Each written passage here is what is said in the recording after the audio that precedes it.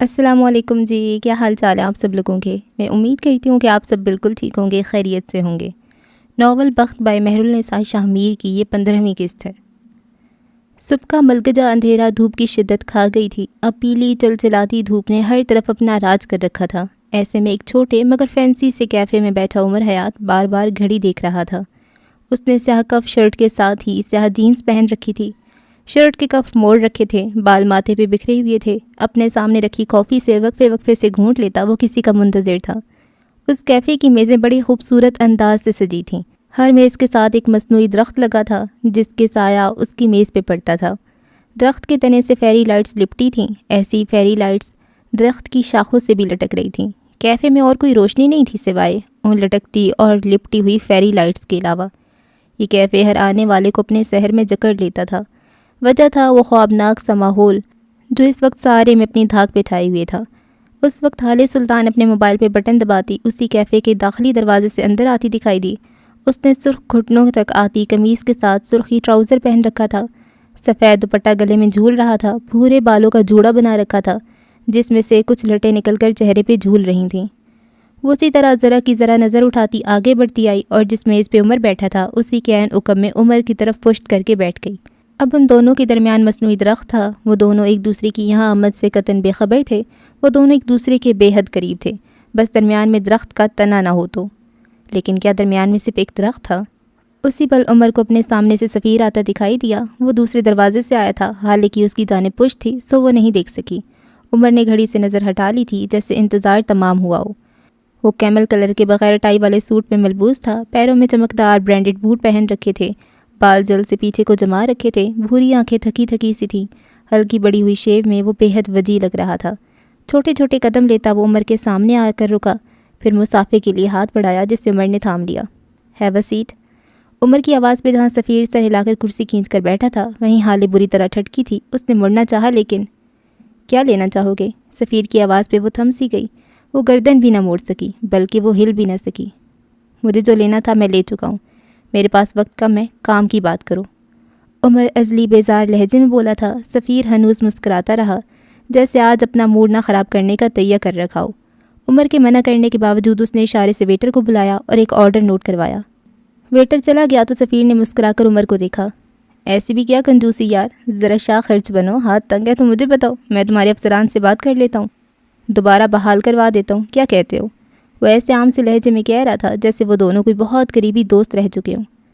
اصل میں کیا ہے نا، مجھے پیسہ جھونکنے کی عادت نہیں ہے کیونکہ میرا دادا کوئی زمیندار نہیں ہے، نہ اس کے پاس کروڑوں کی جائیدادیں ہیں، نہ میرا باپ شہر کے ٹاپ 10 بزنس مینس کی لسٹ میں شامل ہے۔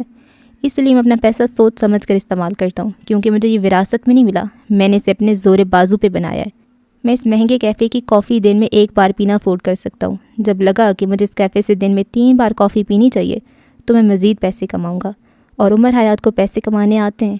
اس کے لیے مجھے اپنے اعلیٰ افسران سے تمہاری سفارش کی ضرورت نہیں ہے۔ اس کے لہجے میں طنز نہیں تھا نہ سختی، لیکن اس کا لہجہ کچھ پاور کروا رہا تھا۔ اپنی قابلیت، اپنی قیمت۔ سفیر کی ہونٹوں سے مسکراہٹ جیسے جدا ہونے کا نام ہی نہیں لے رہی تھی۔ درخت کی اس طرف بیٹھی حالے مسکرا دی، نہ چاہتی ہوئے بھی۔ دیکھو عمر، مجھے تم سے بہت اہم بات کرنی ہے۔ اس نے کوہنیاں میز پہ ٹکائیں، ہاتھوں کی انگلیوں کو باہم پھنسایا اور کہنا جاری رکھا۔ اس میں تمہارا بھی فائدہ ہے اور میرا بھی۔ میں ایک بزنس مین ہوں، لڑائی جھگڑا نہیں پسند مجھے، ٹیبل ٹاک پسند ہے اور یہی مجھے آتا ہے۔ میز پہ بیٹھ کے ڈیل کرنا، کچھ فائدہ اگلے کا اور زیادہ میرا، لیکن یہ واحد ڈیل ہوگی جس میں میرا فائدہ تم سے کم ہوگا۔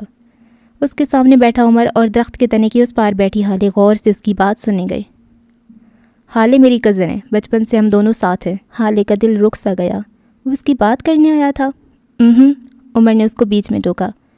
2 دن پہلے تم 31 سال کی ہوئی ہو اور وہ تم سے تقریباً 10 سال چھوٹی ہے۔ تم دونوں کا بچپن ساتھ نہیں تھا، اس کا بچپن ہارون کے ساتھ گزرا ہے۔ سفیر ضبط سے اسے سن رہا تھا۔ عمر نے ایک معذرتی نظر سے اسے دیکھا۔ اصل میں پولیس والا ہونا، باتوں کی ہیر پھیر نہیں پسند۔ ہمارے سامنے کوئی جھوٹ بولے تو برداشت نہیں ہوتا کیونکہ جس کام میں ہم اچھے ہوتے ہیں اس میں کسی اور کی تعریف ہم سے برداشت نہیں ہوتی۔ وہ کس فخر سے خود کو جھوٹا کہہ رہا تھا، سفیر بل کھا کر رہ گیا۔ دیکھو عمر، ہم دونوں کی بہت اچھی انڈرسٹینڈنگ رہی ہے، ہم بہت اچھے دوست رہے ہیں، میں اس کو بہت اچھے طریقے سے جانتا ہوں۔ کیا تم آفیشیل ڈیلز بھی اتنی بڑی تمہید کی بات کرتے ہو؟ میں بور ہو گیا ہوں، اب بول بھی چکو۔ عمر نے بیزاری سے اسے ٹوک دیا۔ سفیر کھول کر رہ گیا، جی میں آیا کہ اس دراز قد مرد کی گردن توڑ دے، لیکن وہ ضبط کیے بیٹھا رہا۔ ویٹر آیا، کافی کے 2 مگ رکھے اور واپس مڑ گیا۔ سفیر نے ایک 2 لمحہ اس کی آنکھوں میں دیکھا، قدرے آگے کو ہوا، آواز دھیمی کر لی، تم حالے کو طلاق دے دو۔ اس نے سنجیدگی سے مدعا سامنے رکھا۔ عمر کے مانو پورے جسم پہ کسی نے تیزاب پھینک دیا ہو۔ اس کے جسم کے سارے اعصاب تن گئے، کن پٹی کی رگ بری طرح پھڑکنے لگی۔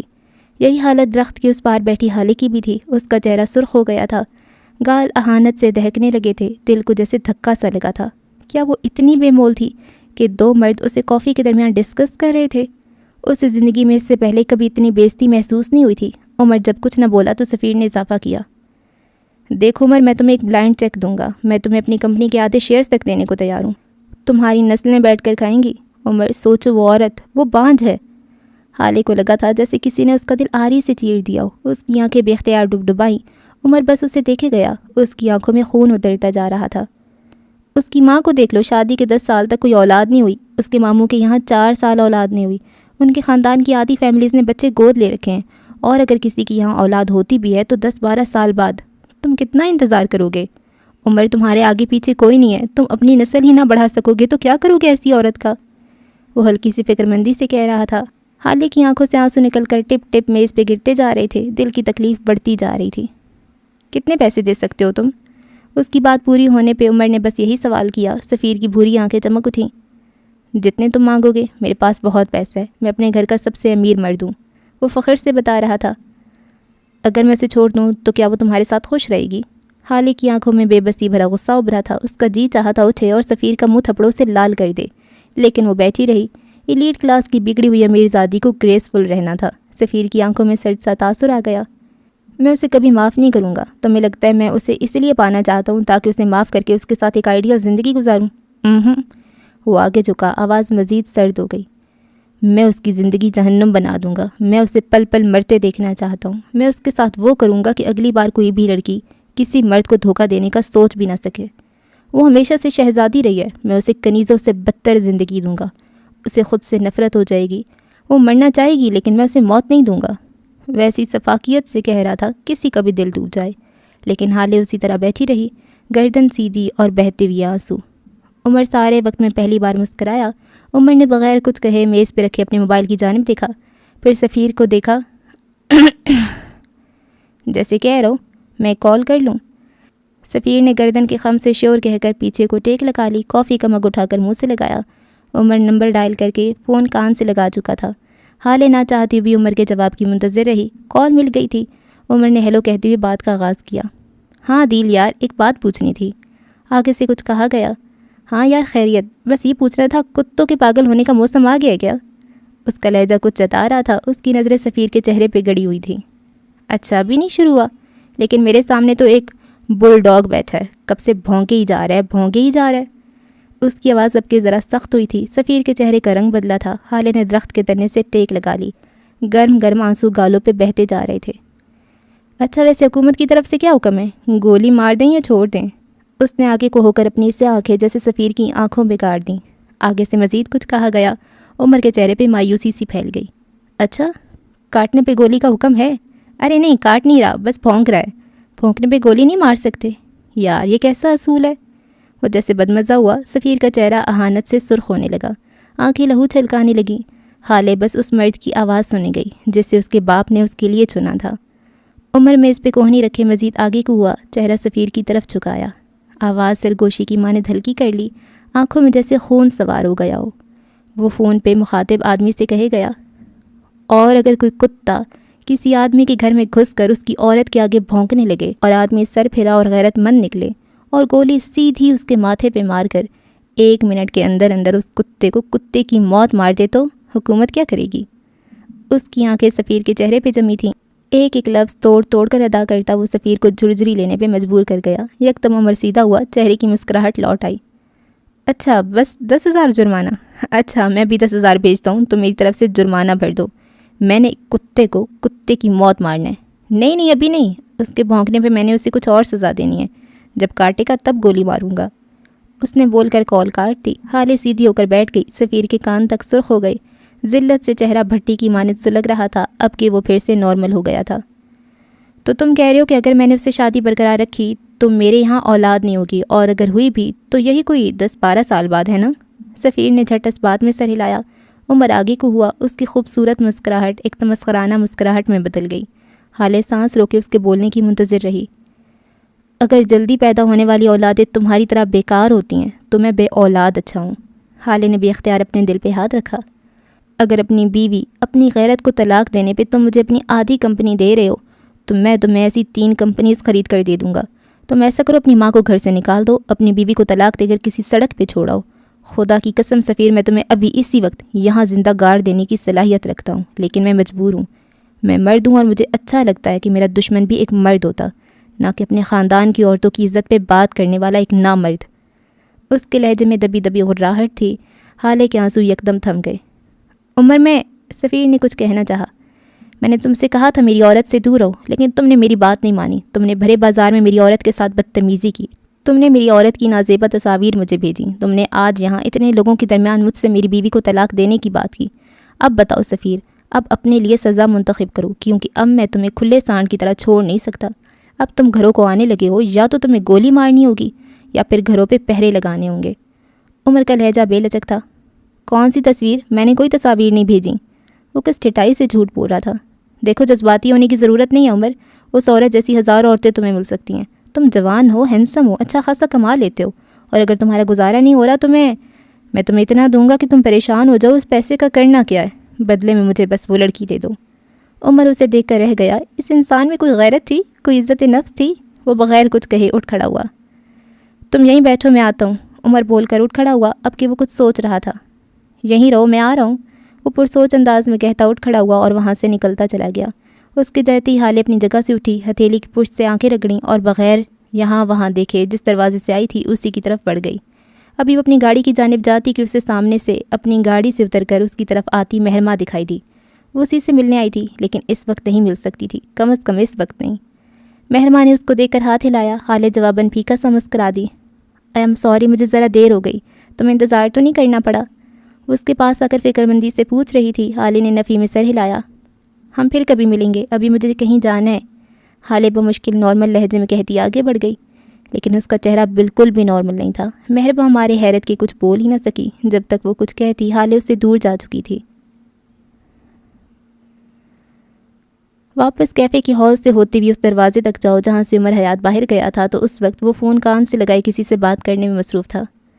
عظیم، مجھے یہ بتاؤ، اس وقت تمہارے تھانے میں کون کون سے کیس پینڈنگ ہیں؟ کوئی ایسا کیس جس کا کوئی مجرم نہ مل رہا ہو؟ سر، ایک SUV کی چوری کا کیس ہے۔ یہ نہیں، عمر بدمزہ ہوا۔ سر، 2 ریپ کیس ہیں، ان کے مجرم ملے تھے، لیکن DIG صاحب کے کہنے پہ ان کو چھوڑنا پڑا۔ نہیں، یہ بھی نہیں، کچھ اور۔ مطمئن ہو کے ہی نہیں دے رہا تھا۔ سر، وہ کسٹم والے نوید کی بیوی کا 20 تولہ سونا اور ڈائمنڈ کے کڑے بھی چوری ہو گئے۔ بڑا تنگ کر رکھا ہے انہوں نے۔ عمر نے بیزاری سے گردن پیچھے پھینک دی۔ عظیم، تم مرنا چاہتے ہو؟ اس نے سنجیدگی سے پوچھا۔ اگر نہیں مرنا چاہتے تو مجھے اپنے تھانے میں پڑا سب سے گھٹیا، سب سے بیکار، عزت تار تار کرنے والا کیس بتاؤ۔ اب اگر تمہارا جواب میری مرضی کے مطابق نہ ہوا تو کل رات میری صلاحیتیں تم دیکھ چکے ہو۔ عظیم نے ضبط سے فون کو گھورا تھا۔ یہ کیسا عذاب گلے پڑ گیا۔ سر، کل رات نائٹ ڈیوٹی کرتے میرے بندوں نے 4 کل والا تھان چرس پکڑا ہے۔ جن سے پکڑا وہ بندہ بھاگ گیا۔ چرس ہمارے پاس رکھا ہے۔ اب کی عمر کی باتیں تک کھل گئی تھیں۔ اسے لے آؤ، 10 منٹ کے اندر اندر سارا تھان لے آؤ۔ کالا تھان چرس کے لیے استعمال ہونے والا کوڈ ورڈ ہے۔ میں ایک ایڈریس بھیج رہا ہوں، وہاں بھیجو اپنے بندے فوراً۔ وہ چہک رہا تھا، اس کے چہرے پہ جیسے شانتی پھیل گئی تھی۔ اب اس نے کال کاٹ کر ایک اور نمبر ملایا تھا۔ یہاں سے چند میل دور اپنے آفس میں بیٹھی عائدہ کا فون بجنے لگا۔ عمر کا نمبر دیکھ کر اس نے لپک کر فون اٹھایا تھا۔ عمر، تم کہاں ہو یار؟ نہ کال کرتے ہو نہ کہیں نظر آتے ہو، تم ٹھیک تو ہو؟ وہ فون کان سے لگائے فکر مندی سے پوچھ رہی تھی۔ وہ ایک 27-28 سالہ گوری رنگت والی لڑکی تھی۔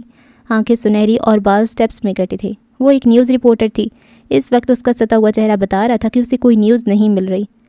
تم وہ سب چھوڑو، میری بات سنو، نیوز چاہیے؟ عمر مسکراتے ہوئے پوچھ رہا تھا۔ عائدہ کا چہرہ کھل سا اٹھا۔ ظاہر ہے چاہیے، ورنہ وہ میرا گنجا باس چاہتا ہے کہ میں پاگل کتوں پہ ایک ریسرچ کروں اور نیوز لاؤں۔ اب اس گدھے کو کون سمجھائے مجھے کتوں سے الرجی ہے۔ وہ لڑکی سخت خوف زدہ تھی۔ عمر ہنس پڑا۔ ایک ایڈریس بھیج رہا ہوں، وہاں پہنچ جاؤ 10 منٹ کے اندر اندر۔ اپنے باقی بہن بھائیوں کو بھی بلا لو۔ یہاں بہن بھائیوں سے مراد اسی کے جیسے چند اور رپورٹرز۔ دفتن عمر کا یہ کام تھوڑا رسکی ہے، تم شیور ہو؟ تمہیں کوئی مسئلہ نہیں ہے؟ عائدہ جو میز پہ رکھے اپنے سامان سمیٹ رہی تھی۔ زیادہ سے زیادہ جان کا خطرہ ہوگا نا، اگر اس گنجے نے مجھے نکال دیا تو تائی ویسے بھی میری جان لے لے گی، اب موت سے کیا ڈرنا، چاہے تائی مارے چاہے نیوز کے چکر میں مرنا پڑے، وہ فیصلہ کن لہجے میں کہتی کال کاٹ چکی تھی۔ عمر نے سودگی سے آنکھیں موند لیں۔ 15 منٹ بعد سفیر سلطان سڑک کی بائیں جانب کھڑی اپنی گاڑی کی طرف بڑھ رہا تھا۔ اس کے ایک ہاتھ میں موبائل تھا۔ عمر اسے کیفے میں بٹھا کر خود نہ جانے کہاں چلا گیا تھا اور اب کال کر کے اسے باہر آنے کو کہا تھا۔ عام حالات میں سفیر اس کے احکامات پہ لعنت بھی نہ بھیجتا، لیکن اس وقت معاملہ مختلف تھا۔ ابھی اس نے اپنی گاڑی کے ہینڈل پہ ہاتھ رکھا ہی تھا جب ایک پولیس والے نے اس کے ہاتھ کے اوپر اپنا ہاتھ رکھا۔ سفیر نے مڑ کر اسے دیکھا۔ یہ کیا بدتمیزی ہے؟ افسر سامنے آ کر کھڑا ہو گیا۔ بدتمیزی نہیں ہے سر، اطلاع ہے، ہمیں اطلاع ملی ہے کہ آپ کی گاڑی میں منشیات ہیں، ہمیں تلاشی لینی ہوگی۔ وہ مؤدب سا کہہ رہا تھا۔ سفیر نے تنزیہ نظروں سے اسے دیکھا۔ میں سفیر سلطان ہوں، تم جانتے ہو میں کون ہوں؟ ابھی کہ ابھی تمہاری وردی اتروانے کی طاقت رکھتا ہوں، اب اپنی بکواس بند کرو، ہٹو یہاں سے۔ وہ تلخی سے کہتا اسے ہاتھ سے دور ہٹانے لگا۔ جب اپنے سامنے سے چند مائک اور کیمرے تھامے لوگوں کو اپنی طرف آتے دیکھا، اس نے گاڑی کا دروازہ کھول کر اندر بیٹھنا چاہا، لیکن 2 پولیس افسران نے اسے بازو سے جکڑ لیا۔ اس وقت تک کیمرے اور مائک تھامے ہوئے لوگ بھی قریب آ چکے تھے۔ سفیر کے خوبرو چہرے پہ اب کی ہلکی ہلکی سبکی آئی تھی۔ دیکھیں میں ایک ٹیکس پے کرنے والا شریف شہری ہوں، آپ اس طرح مجھے ہراساں نہیں کر سکتے، آپ کی اطلاع غلط ہے۔ وہ اپنا بازو چھڑاتے ہوئے کہہ رہا تھا۔ چہرہ دھوپ کی تمازت اور دبائی ہوئی غصے سے سرخ ہو رہا تھا۔ اگر آپ اتنے ہی شریف ہیں تو گاڑی کی تلاشی کیوں نہیں دے رہے؟ سٹیپس میں کٹے بالوں والی لڑکی سامنے آئی تھی۔ اب پولیس کو کارروائی کرنے دیں، باقی ہم سب جانتے ہیں آپ کتنے شریف ہیں، آپ کا خاندان اس وقت خبروں کی زینت بنا ہوا ہے۔ سفیر سر بہتر ہوگا پولیس کو ان کا کام کرنے دیں، ورنہ آج کی نیوز بلیٹن میں ایک بار پھر سلطان خاندان کے چرچے ہوں گے۔ سفیر نے قہر برساتی نظروں سے اس کو دیکھا، پھر جھٹکا دے کر اہلکاروں سے اپنا بازو چھڑایا۔ شیور، دانت پہ دانت جما کر ضبط سے کہا اور پیچھے ہٹ گیا۔ اب 2 اہلکار اس کی گاڑی کے اندر گھس گئے تھے، اپنے مٹیالے جوتوں سمیت۔ سفیر بس دیکھ کر رہ گیا۔ سر یہ دیکھیں ہمیں کیا ملے؟ ایک اہلکار کی آواز پہ سفیر سمیت باقی سب بھی چونک اٹھے۔ اس نے ہاتھ میں خالقی تھیلا اٹھا رکھا تھا جسے وہ لہرا لہرا کر کیمرے کے آگے دکھا رہا تھا۔ آس پاس لوگ جمع ہونے لگے تھے۔ مجھے دکھاؤ اس میں کیا ہے؟ ان اہلکاروں میں اعلیٰ عہدیدار بولا تھا۔ سفیر ساکت کھڑا تھا، وہ جانتا تھا اسے ٹریپ کیا جا رہا ہے اور وہ ٹریپ ہو چکا تھا۔ یہ چرس ہے، وہی افسر بول اٹھا۔ سفیر اب بھی کچھ نہیں بولا، اسے بس ذلت نظر آ رہی تھی، اسے بس کمپنی کے شیئرز گرتے ہوئے نظر آ رہے تھے، اسے بس اپنے باپ کی طرف سے ملنے والی پھٹکار نظر آ رہی تھی، اسے اپنی سوسائٹی کی معنی خیز نظریں نظر آ رہی تھیں، اسے اپنے آگے مائک پکڑے بولتے ہوئے لوگوں کی آوازیں نہیں آ رہی تھیں، اس کے کانوں میں لوگوں کے معنی خیز فکرے گونج رہے تھے، اس کے کان متوقع ذلت نے بند کر دیے تھے۔ پولیس والے اس سے کچھ پوچھ رہے تھے لیکن وہ نہیں سن رہا تھا۔ کیمرے، مائک، جلتے بجھتے فلیش اور پھر ان سب کے درمیان سفیر کے ہاتھوں کو کچھ محسوس ہوا، اس کے ہاتھ پہ ہتھکڑی لگائی جا رہی تھی۔ سفیر سلطان، ہم آپ کو منشیات کی غیر قانونی، افسر اس سے کچھ کہہ رہا تھا، رپورٹرز کچھ پوچھ رہے تھے لیکن وہ بس متوش نظروں سے اپنے ہاتھ پہ لگی ہتھکڑی کو دیکھنے لگا، اس کے ہاتھ کانپ رہے تھے۔ سفیر سلطان، کیا آپ اس بارے میں کچھ کہنا چاہیں گے؟ آخر کو آپ نے ایسا قدم کیوں اٹھایا؟ آخر آپ ان کاموں میں کیسے ملوث ہوئے؟ آپ کب سے یہ کام کر رہے ہیں؟ سفیر سلطان جواب دیں، سفیر سلطان جواب دیں۔ مائک پکڑے لوگ اس سے کچھ کہہ رہے تھے۔ میں نے نہیں کیا، میں نے کچھ نہیں کیا۔ اس کے لب ہلکے سے پھڑپھڑائے۔ کیا آپ کا یہ کاروبار صرف کراچی تک محدود ہے یا پھر ملک کے دوسرے شہر بھی آپ جیسے امرا کی ایسی حرکتوں کی زد میں ہیں؟ تم لوگ مجھے اس طرح گرفتار نہیں کر سکتے، میں نے کچھ نہیں کیا۔ اب کہ وہ ذرا بلند آواز میں بولا۔ سفیر سلطان، کیا آپ کے والد بھی آپ کے اس کام میں شامل ہیں؟ سفیر سلطان، کیا آپ کو فریم کیا جا رہا ہے؟ میں تم سب پہ حد تک عزت کا دعویٰ کروں گا، میں ایک عزت دار شہری ہوں، تم لوگ مجھے اس طرح نہیں لے جا سکتے، میں نے کہا نا میں نے یہ نہیں کیا۔ وہ اب زور زور سے چلا رہا تھا، پولیس اسے اپنی گاڑی کی طرف لے کر جا رہی تھی۔ میں ایک ایک کو دیکھ لوں گا، یہ میں نے نہیں کیا، کیا تم لوگ پاگل ہو گئے ہو؟ سفیر سلطان ہوں میں سفیر سلطان ہوں، میں اپنی گاڑی میں چرس رکھوں گا۔ وہ سرخ چہرے کے ساتھ غرا رہا تھا۔ ہاتھ کھولو میرے، تم لوگ میرے ساتھ یہ نہیں کر سکتے، میں نے یہ نہیں کیا، چھوڑو مجھے، ہاتھ کھولو میرے، میں تم سب کو دیکھ لوں گا۔ وہ پولیس اہلکاروں کی معیت میں گھسیٹتا ہوا جا رہا تھا، ساتھ ساتھ بلند آواز میں چلا رہا تھا۔ کیمرے دھڑ دھڑ اس کی تصاویر اور ویڈیو اتار رہے تھے، اس کا چہرہ اہانت سے بھر گیا تھا۔ ایک اہلکار نے اس کو زبردستی پولیس موبائل میں بٹھا دیا، وہ اب بھی چلا رہا تھا، غرا رہا تھا، بے یقینی سے اپنی صفائی دے رہا تھا، دھمکا رہا تھا۔ مجھے نہیں لے کر جا سکتے تم، میں سفیر سلطان ہوں، ہاتھ کھولو میرے، تم لوگوں نے مجھے فریم کیا ہے، میں سفیر سلطان ہوں، ہاتھ کھولو میرے، تصویریں لینا بند کرو، تم دفع ہو جاؤ جاؤ۔ وہ بلند آواز میں چلا رہا تھا، وہ مزید بھی کچھ کہہ رہا تھا لیکن چلتی ہوئی پولیس موبائل میں اس کی آواز معدوم ہوتی جا رہی تھی۔ ذلت کیا ہوتی ہے، آج سفیر سلطان کو یہ علم ہو ہی جائے گا۔ اپنی گاڑی کے ساتھ ٹیک لگائے عمر حیات مسکرایا۔ میرے چار اگر کو نوید ہو، صف دشمنا کو خبر دو، وہ جو قرض رکھتے تھے جان پر، وہ حساب آج چکا دیا۔ وہ اتنی بلند آواز میں گنگنایا کہ کئی لوگوں نے اسے مڑ کر دیکھا تھا۔ اس نے ہاتھوں سے جیسے نادیدہ گرد جھاڑی تھی اور اپنی گاڑی کے اندر بیٹھ گیا۔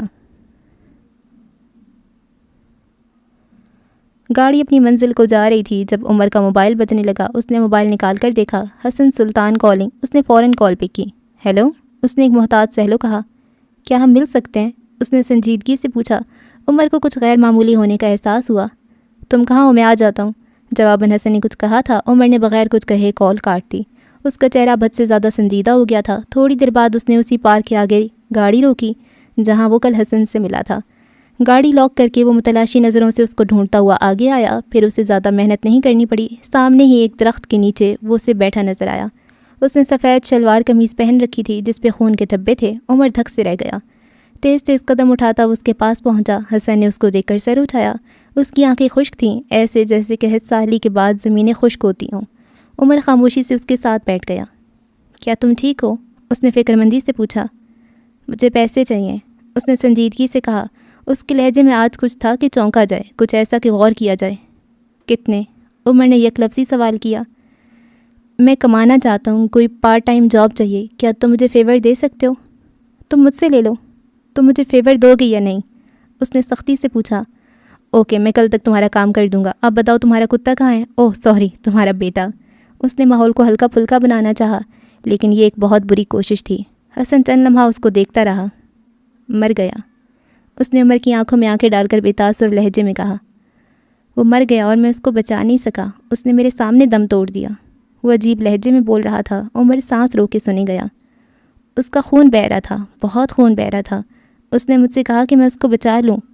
میں نے اسے کہا میں بچا لوں گا، لیکن وہ رکا۔ دھوپ رک گئی، ہوا رک گئی، دل بھی رک سا گیا، اور میں اسے نہیں بچا سکا۔ میں نے اسے مرنے دیا کیونکہ میرے پاس پیسے نہیں تھے، کیونکہ میرے پاس میرا باپ نہیں تھا، میری بہن نہیں تھی۔ وہ رو نہیں رہا تھا، لیکن اس کی آواز، اس کا چہرہ کسی کو بھی رلا سکتا تھا۔ تم کسی سے پیسے لے سکتے تھے، تم کچھ کر سکتے تھے، تم نے اسے مرنے کیسے دے سکتے ہو؟ عمر کی آواز میں ملامت تھی۔ میں نے مانگے تھے، اس کی آواز بھرا گئی۔ میں نے شمس چچا سے پیسے مانگے تھے۔ انہوں نے کہا اگر میں ان سے بھیک مانگوں گا تو وہ مجھے پیسے دے سکتے ہیں۔ میں نے نہیں مانگی۔ کیا مجھے مانگنی چاہیے تھی؟ عمر رک گیا۔ اس کو لگا جیسے کسی نے اس کا دل مٹھی میں لے لیا ہو۔ بتاؤ نا، کیا مجھے بھیک مانگنی چاہیے تھی؟ اس کا لہجہ روند گیا۔ کیا مجھے انگلی سے سینے پہ دستک دی؟ حسن معراج کو بھیک مانگنی چاہیے تھی؟ عمر خاموشی سے اسے دیکھتا رہا۔ میں نے پوچھا کیا مجھے بھیک مانگنی چاہیے تھی؟ وہ پوری قوت سے دھاڑا۔ اس کا چہرہ، اس کی آنکھیں سرخ ہو گئی تھیں۔ عمر چند ثانیوں سے دیکھتا رہا۔ ہاں، تمہیں مانگ لینی چاہیے تھی۔ اگر تمہارے جھکنے سے اس کی زندگی بچ جاتی تو تمہیں بھیک مانگ لینی چاہیے تھی۔ اس کا لہجہ جتاتا ہوا تھا۔ حسن نے نظریں جھکا لیں، اب کی آنکھوں سے آنسو بھی بہہ نکلے۔ برونو 2 ماہ کا تھا جب میں اسے خرید کر لایا تھا۔ اس نے زمین کو دیکھتے ہوئے کہنا شروع کیا۔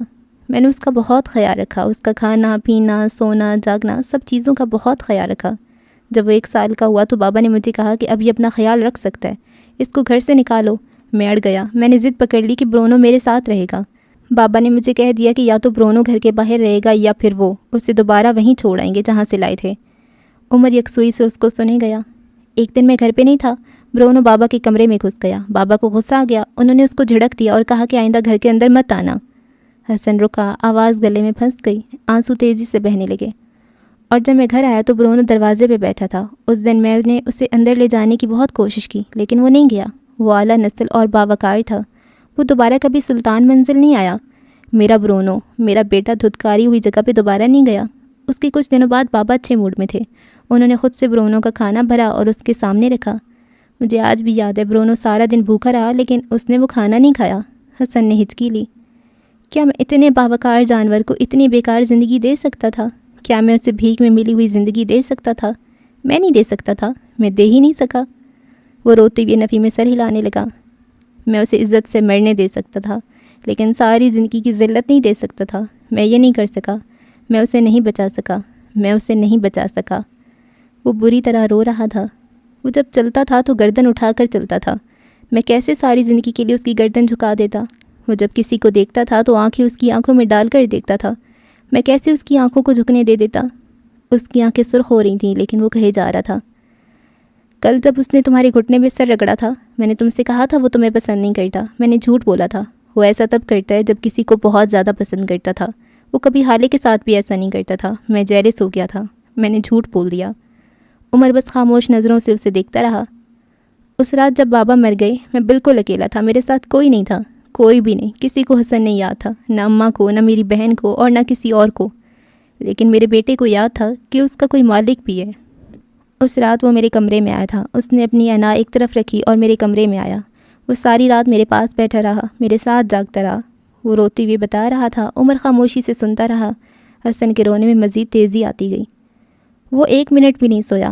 عمر اس رات اگر برونو نہ ہوتا تو غم سہتے سہتے حسن بھی مر جاتا. میں اسے گلے لگا کر سو گیا تھا. جب صبح ہوئی تو میں نے اسے کھانا دیا. اس نے نہیں کھایا. اس نے ایک نوالا بھی نہیں کھایا. وہ میرے لیے آیا تھا لیکن وہ اپنی عزت کرتا تھا. میں اس عزت دار جانور کو کیسے بے عزت کر سکتا تھا؟ میں ایسا کیسے کر سکتا تھا؟ وہ پھوٹ پھوٹ کر رو رہا تھا. اس نے ایک بار بھی اس کو چپ نہیں کروایا. کافی دیر تک روتے روتے وہ خود بھی تھک گیا تھا. اب وہ سیدھا ہوا, اپنی آنکھیں صاف کیں. کافی دیر تک دونوں کے درمیان خاموشی رہی. اسے کس نے مارا؟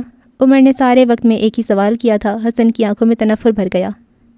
سفیر سلطان. ہمارے گھر میں گنز بس سفیر کے پاس ہیں. وہ گنز کا شوقین ہے. کل رات جب تم مجھے گھر چھوڑ کر گئے تب اس نے مجھ سے پوچھا تھا کہ میں کہاں گیا ہوں. میں نے جھوٹ بول دیا کہ میں برونو کو واک پہ لے گیا تھا. اس نے مجھے تمہارے ساتھ جاتے دیکھا تھا. وہ مجھ سے لڑا تھا. اس نے کہا تھا کہ اب نہ برونو ہوگا نہ تم اس کی واک کے بہانے سے اس سے ملنے جاؤ گے.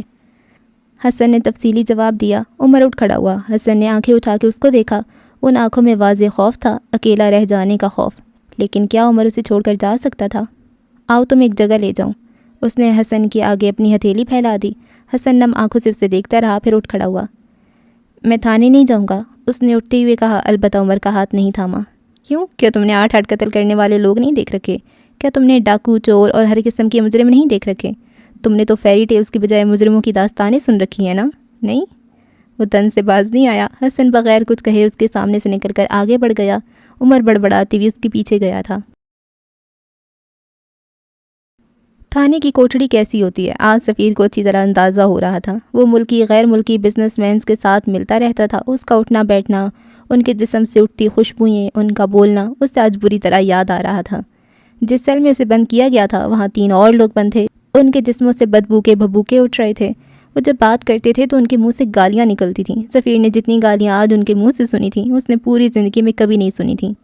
اس کے برینڈڈ جیل سے جمے بال پسینے سے اس کے ماتھے سے چپک گئے تھے.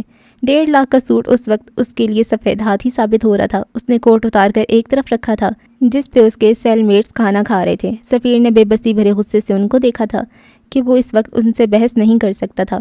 وہ اے سی کا عادی تھا اور جس سیل میں اس کو رکھا گیا وہاں پنکھا تک نہیں تھا. اس کا سارا جسم جل رہا تھا. اس کے چمکتے بوٹوں میں مقید پیر اس وقت جیسے جلتے ہوئے توے پہ رکھے گئے تھے.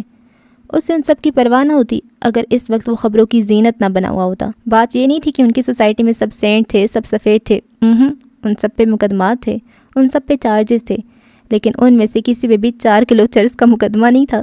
یہ ذلت تھی, نری ذلت. جتنا بڑا اور ہائی پروفائل کیس اتنا مقام اتنی عزت, جتنا چھوٹا اور گھٹیا کیس اتنی ذلت اتنی سب کی. آج سفیر کو ذلت کے صحیح معنی پتہ چلے تھے. او خدایا, وہ یہاں سے نکل کر کیسے کسی کا سامنا کر سکے گا؟ وہ جلے پیر کی بلی کی طرح یہاں سے وہاں چکر لگا رہا تھا. اب تو یہ خبر سارے شہر میں پھیل چکی ہوگی. آج اس کی ایک چائنیز کمپنی کے ساتھ میٹنگ تھی. شمس نے ان کو کیا جواب دیا ہوگا؟ اس کی غیر موجودگی نے اسے کتنا غیر پروفیشنل ظاہر کیا ہوگا. وہ نیچے بیٹھ گیا, گندے مٹی والے فرش پہ بیٹھ گیا. اس کا دل ڈوب ڈوب کر ابھر رہا تھا. اس کی ساکھ مٹی میں مل گئی تھی. لوگ تانے کسیں گے, باتیں کریں گے.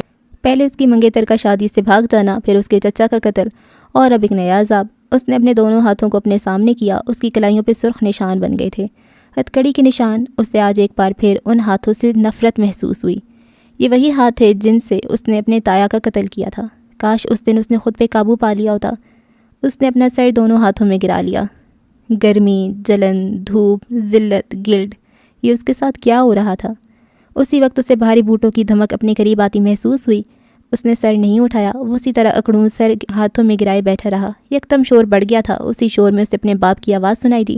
یہ آواز کسی بھی اولاد کے لیے ڈھارس ہوتی ہوگی, دلاسا ہوتی ہوگی, لیکن سفیر کے لیے نہیں. اسے یہ آواز نہیں پسند تھی. اسے یہ آواز اذیت دیتی تھی. سفیر نے سر نہیں اٹھایا. وہ کہیں دور چلا گیا, کسی اور وقت میں, بہت پیچھے. ڈیڈ یہ دیکھیں, نعیم نے کس طرح میری سائیکل کو توڑ دیا ہے. یہ اب ٹھیک سے چل بھی نہیں رہی ہے. 10 سالہ سفیر لان میں بیٹھے شمس سلطان کو اپنی ٹوٹی ہوئی سائیکل دکھا رہا تھا. اس کی آنکھوں سے آنسو بہہ رہے تھے۔ تو میں کیا کروں؟ وہ بری طرح دھاڑے تھے۔ سفیر سہم کر دور ہٹا۔ دفع ہو جاؤ یہاں سے، جاؤ اپنی اسی گھٹیا ماں کے پاس، آئندہ اپنی منحوس شکل لے کر میرے پاس مت آنا، جاؤ دفع ہو جاؤ۔ وہ چنگھاڑ رہے تھے۔ سفیر آنکھوں میں خوف لیے ان کو دیکھتا رہا، اس کا رواں رواں کانپ رہا تھا۔ ڈیڈ مت کہو مجھے، پتہ نہیں میرا بیٹا ہے بھی یا نہیں۔ اس کے باپ نے کبھی اس سے کسی آئیڈیل باپ کی طرح محبت نہیں کی تھی، لیکن وہ خاموشی سے ان کی شکایات سن لیتے تھے۔ وہ ضد کرتا تو مان لیتے تھے، وہ ہنستا تو اس کے ساتھ کبھی کبھی مسکرا دیتے تھے، لیکن آج پہلی بار انہوں نے اس کو جھڑکا تھا اور بہت بری طرح جھڑکا تھا۔ اسے بس اتنا پتہ تھا کہ اس کا باپ اپنے کسی دوست کے ساتھ ایک ہوٹل گیا تھا، لیکن واپسی پہ وہ اس کی ماں کو ساتھ لایا تھا۔ اسے اپنی ماں کا لٹھے کی مانند سفید چہرہ یاد تھا، اسے اپنے باپ کا تیر سے سرخ چہرہ بھی یاد تھا، لیکن اسے وجہ نہیں پتہ تھی۔ اس دن کے بعد سے اس کا باپ چڑچڑا ہو گیا تھا، نہ اسے اپنے پاس آنے دیتا، نہ خود اس کے قریب جاتا۔ وہ ضدیں ماننا، وہ ہلکی مسکراہٹیں، وہ سب کہیں دور کھو گیا۔ اگلا منظر ایک کمرے کا تھا۔ بیڈ پہ شمس سلطان بیٹھے کسی فائل کا مطالعہ کر رہے تھے۔ 13 سالہ سفیر اپنے گھر آئے کسی مہمان کے بچے کی گھڑی اپنے باپ کو دکھا رہا تھا۔ ڈیڈ مجھے یہ پسند ہے، مجھے بھی چاہیے، آپ مجھے دلوا دیں گے؟ مہمان بچہ اس کے ساتھ کھڑا تھا۔ سفیر کے چہرے پہ ایک آس تھی۔ شمس نے ناگواری سے اس کو دیکھا۔ میں نے تم سے کتنی دفعہ کہا ہے میرے سامنے مت آیا کرو، مجھے تمہاری شکل نہیں پسند، تمہیں دیکھنا نہیں پسند، آخر تم اتنی ڈھیٹ کیوں ہو؟ وہ دبا دبا ایسا غرائے تھے۔ سفیر کو بے اختیار اس مہمان بچے کے سامنے سبکی کا احساس ہوا۔ بالکل اپنی ماں پر گیا، گھٹیا ماں کی گھٹیا اولاد۔ انہوں نے ایسی حقارت سے کہا کہ سفیر کا دل ڈوب گیا۔ منظر ایک بار پھر بدلا۔ لاؤنج کے صوفے پہ بیٹھے شمس سلطان چہرے کے آگے اخبار پھیلائے بیٹھے تھے۔ 16 سالہ سفیر جھجکتا ہوا اندر آیا۔ کافی دیر تک وہ ان کے قریب کھڑا سوچتا رہا کہ بات کہاں سے شروع کرے۔ اب وہ اپنے باپ کے سامنے بہت کم جاتا تھا، اسے جانے کی ضرورت بھی نہیں پڑتی تھی۔ اس کے ہر کام کے لیے اس کے بڑے پاپا تھے، لیکن جو کمی باپ پوری کر سکتا ہے وہ کوئی چچا یا ماموں نہیں کر سکتا۔ کچھ بولو گے بھی یا اس طرح میرے سر پہ سوار رہو گے؟ انہوں نے اخبار سے نظریں ہٹائے بغیر پوچھا۔ وہ اب اس پہ چلاتے نہیں تھے، نہ غصہ کرتے تھے، وہ بس اب اس سے لا تعلق رہتے تھے، اس کی موجودگی سے بے خبر، اس کے معمولات سے بے نیاز۔ سفیر کو یہ بے رخی زیادہ کھلتی تھی۔ وہ اسے ڈانٹتے تھے، غصہ کرتے تھے، لیکن کم از کم بات تو کرتے تھے۔ ان کی یہ لا تعلقی سفیر کا دل بری طرح زخمی کرتی تھی۔ مجھے آپ سے ایک بات کرنی ہے، بالآخر اس نے کہہ ڈالا۔ دل زور سے دھڑکا تھا۔ بولو، وہی بے تاثر جذبات سے آری لہجہ، چہرے پہ ویسی سختی اور کرختگی۔ میں نے کالج میں ٹاپ کیا ہے، وہ ان کے پاس بیٹھتے بولا، چہرے پہ ایک آس سی پھیلی کہ شاید وہ اس کی کوئی تعریف کر دیں۔ جانتا ہوں، کوئی تیر نہیں مارا تم نے، ہمارے خاندان کا ہر بچہ ہی ایکسٹرا آرڈینری ہے، ٹو دا پوائنٹ بات کرو۔ آخر میں ان کا لہجہ بیزار ہو گیا۔ سفیر کی آنکھوں میں ایک زخمی سا تاثر ابھرا، لیکن وہ سلطان تھا، اسے اپنا بھرم رکھنا آتا تھا۔ کل ہمارے کالج میں پرائز ڈسٹریبیوشن ہے، سب کے پیرنٹس آ رہے ہیں، ممی نہیں چل سکتی، انہیں کسی پارٹی میں جانا ہے، آپ چلیں گے ساتھ؟ اس نے دھڑکتے دل کے ساتھ پوچھا تھا۔ میں مصروف ہوں، انہوں نے بغیر نظریں اٹھائے ٹکا سے جواب دیا۔ سفیر کے دل کو دھکا سا لگا، لیکن اس نے ہمت نہ ہاری۔ لیکن کل تو سنڈے ہے ڈیڈ، میں نے آپ کے سیکریٹری سے آپ کا شیڈیول معلوم کیا ہے، آپ کل فری ہیں، وہ نرم لہجے میں مؤدب سے کہہ رہا تھا۔ تو اب تم میری جاسوسی کرو گے؟ ان کا لہجہ پہلے سے زیادہ سخت ہو گیا، آنکھوں میں عجیب سرد مہری دوڑ گئی۔ میری جاسوسی کرنے سے بہتر ہے اپنی ماں پہ نظر رکھو، اور اگر اتنا ہی شوق ہے کسی کو ساتھ لے کر جانے کا تو بھائی جان کو لے جاؤ۔ لیکن میرے باپ آپ ہیں، آخر آپ کہیں میرے ساتھ کیوں نہیں جاتے؟ وہ بے بسی سے پوچھ رہا تھا اور اپنے باپ کی بے رخی سہتے سہتے تھک گیا تھا۔ شمس ذرا ساگی کو ہوئے، ان کی آنکھوں میں دیکھا۔ اس وقت ان کی آنکھوں میں کوئی جذبہ نہیں تھا، یہ آنکھیں سرد تھیں، برفیلی سرد۔ ان کا چہرہ اس وقت سفیر کو اجنبی لگا۔ جانا چاہتے ہو؟ میں تمہارے ساتھ کیوں نہیں جانا چاہتا؟ کیونکہ مجھے تمہاری شکل تک دیکھنا پسند نہیں۔ کیوں میں تمہیں اپنے ارد گرد برداشت نہیں کر پاتا؟ سفیر کا سر خود بخود اس بات میں ہلا تھا۔ کیونکہ میں تم سے اور تمہاری ماں سے سخت نفرت کرتا ہوں۔ سفیر کے دل پہ جیسے کسی نے چھری پھیر دی ہو۔ میں تمہارے ساتھ کسی تقریب میں اس لیے نہیں جاتا کہ اگر وہاں کوئی تمہارے نام کے ساتھ میرا نام جوڑے گا تو مجھے خود سے گھن آئے گی۔ میں نہیں چاہتا کہ تم میرے بیٹے اور میں تمہارے باپ کی حیثیت سے جانا جاؤں۔ دل میں گھونپی چھری جیسے کسی نے نکال کر ایک بار پھر پوری قوت سے اندر گھسیڑ دی تھی۔ اپنی شکل دیکھو سفیر، دیکھو خود کو، اپنی آنکھیں، اپنا ناک، اپنا چہرہ، دیکھو کیا ہے تمہارے پاس میرے جیسا، کیا ہے جس سے تم ثابت کر سکو کہ تم میرے بیٹے ہو؟ ان کا لہجہ ٹھنڈا تھا، برف جیسا ٹھنڈا۔ میں آپ کا بیٹا ہوں ڈیڈ، اس کے لب ہلکے سے پھڑپھڑائے تھے۔ جس دن ثابت کر دو تم میرے بیٹے ہو، اس دن آ جانا، میں تمہیں قبول کر لوں گا، اب اپنی شکل گم کرو۔ انہوں نے نخوت سے کہہ کر منہ موڑ لیا تھا۔ سفیر شل سا بیٹھا رہ گیا۔ کیا نیا گل کھلایا تم نے؟ اپنے باپ کی کرخت آواز پہ وہ حال میں واپس آیا تھا۔ اس نے تھکی تھکی نظریں اٹھا کے ان کو دیکھا۔ وہ آج بھی ویسے ہی تھے، اجنبی، بے رحم۔ لیکن یہ 16 سالہ سفیر نہیں تھا، یہ 31 سالہ مرد تھا۔ آج اسے کسی پرائز ڈسٹریبیوشن میں اپنے باپ کو لے جانے کی ضرورت نہیں تھی۔ آج وہ اکیلا بیرون ملک سفر کرتا تھا، ایوارڈز لیتا تھا، سراہا جاتا تھا۔ آج وہ اپنے باپ کی سخت باتوں سے اپنا دل زخمی نہیں کرتا تھا۔ آج وہ ان باتوں کو دل کی قبر میں دفن کر کے اپنے پیروں پہ اٹھ کھڑا ہوتا تھا جس طرح ابھی کھڑا تھا۔ وہ تھوڑی دیر پہلے والا سفیر نہیں تھا، مایوس، تھکن زدہ، مستقبل کے خوف سے مایوس۔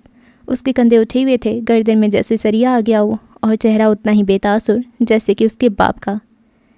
میں نے وہی گل کھلائے ہیں جو آپ نے 18 سال کی عمر میں کھلائے تھے۔ 3 بار تھانے جا چکے ہیں آپ، یہ جگہ کوئی نئی تو نہیں ہوگی؟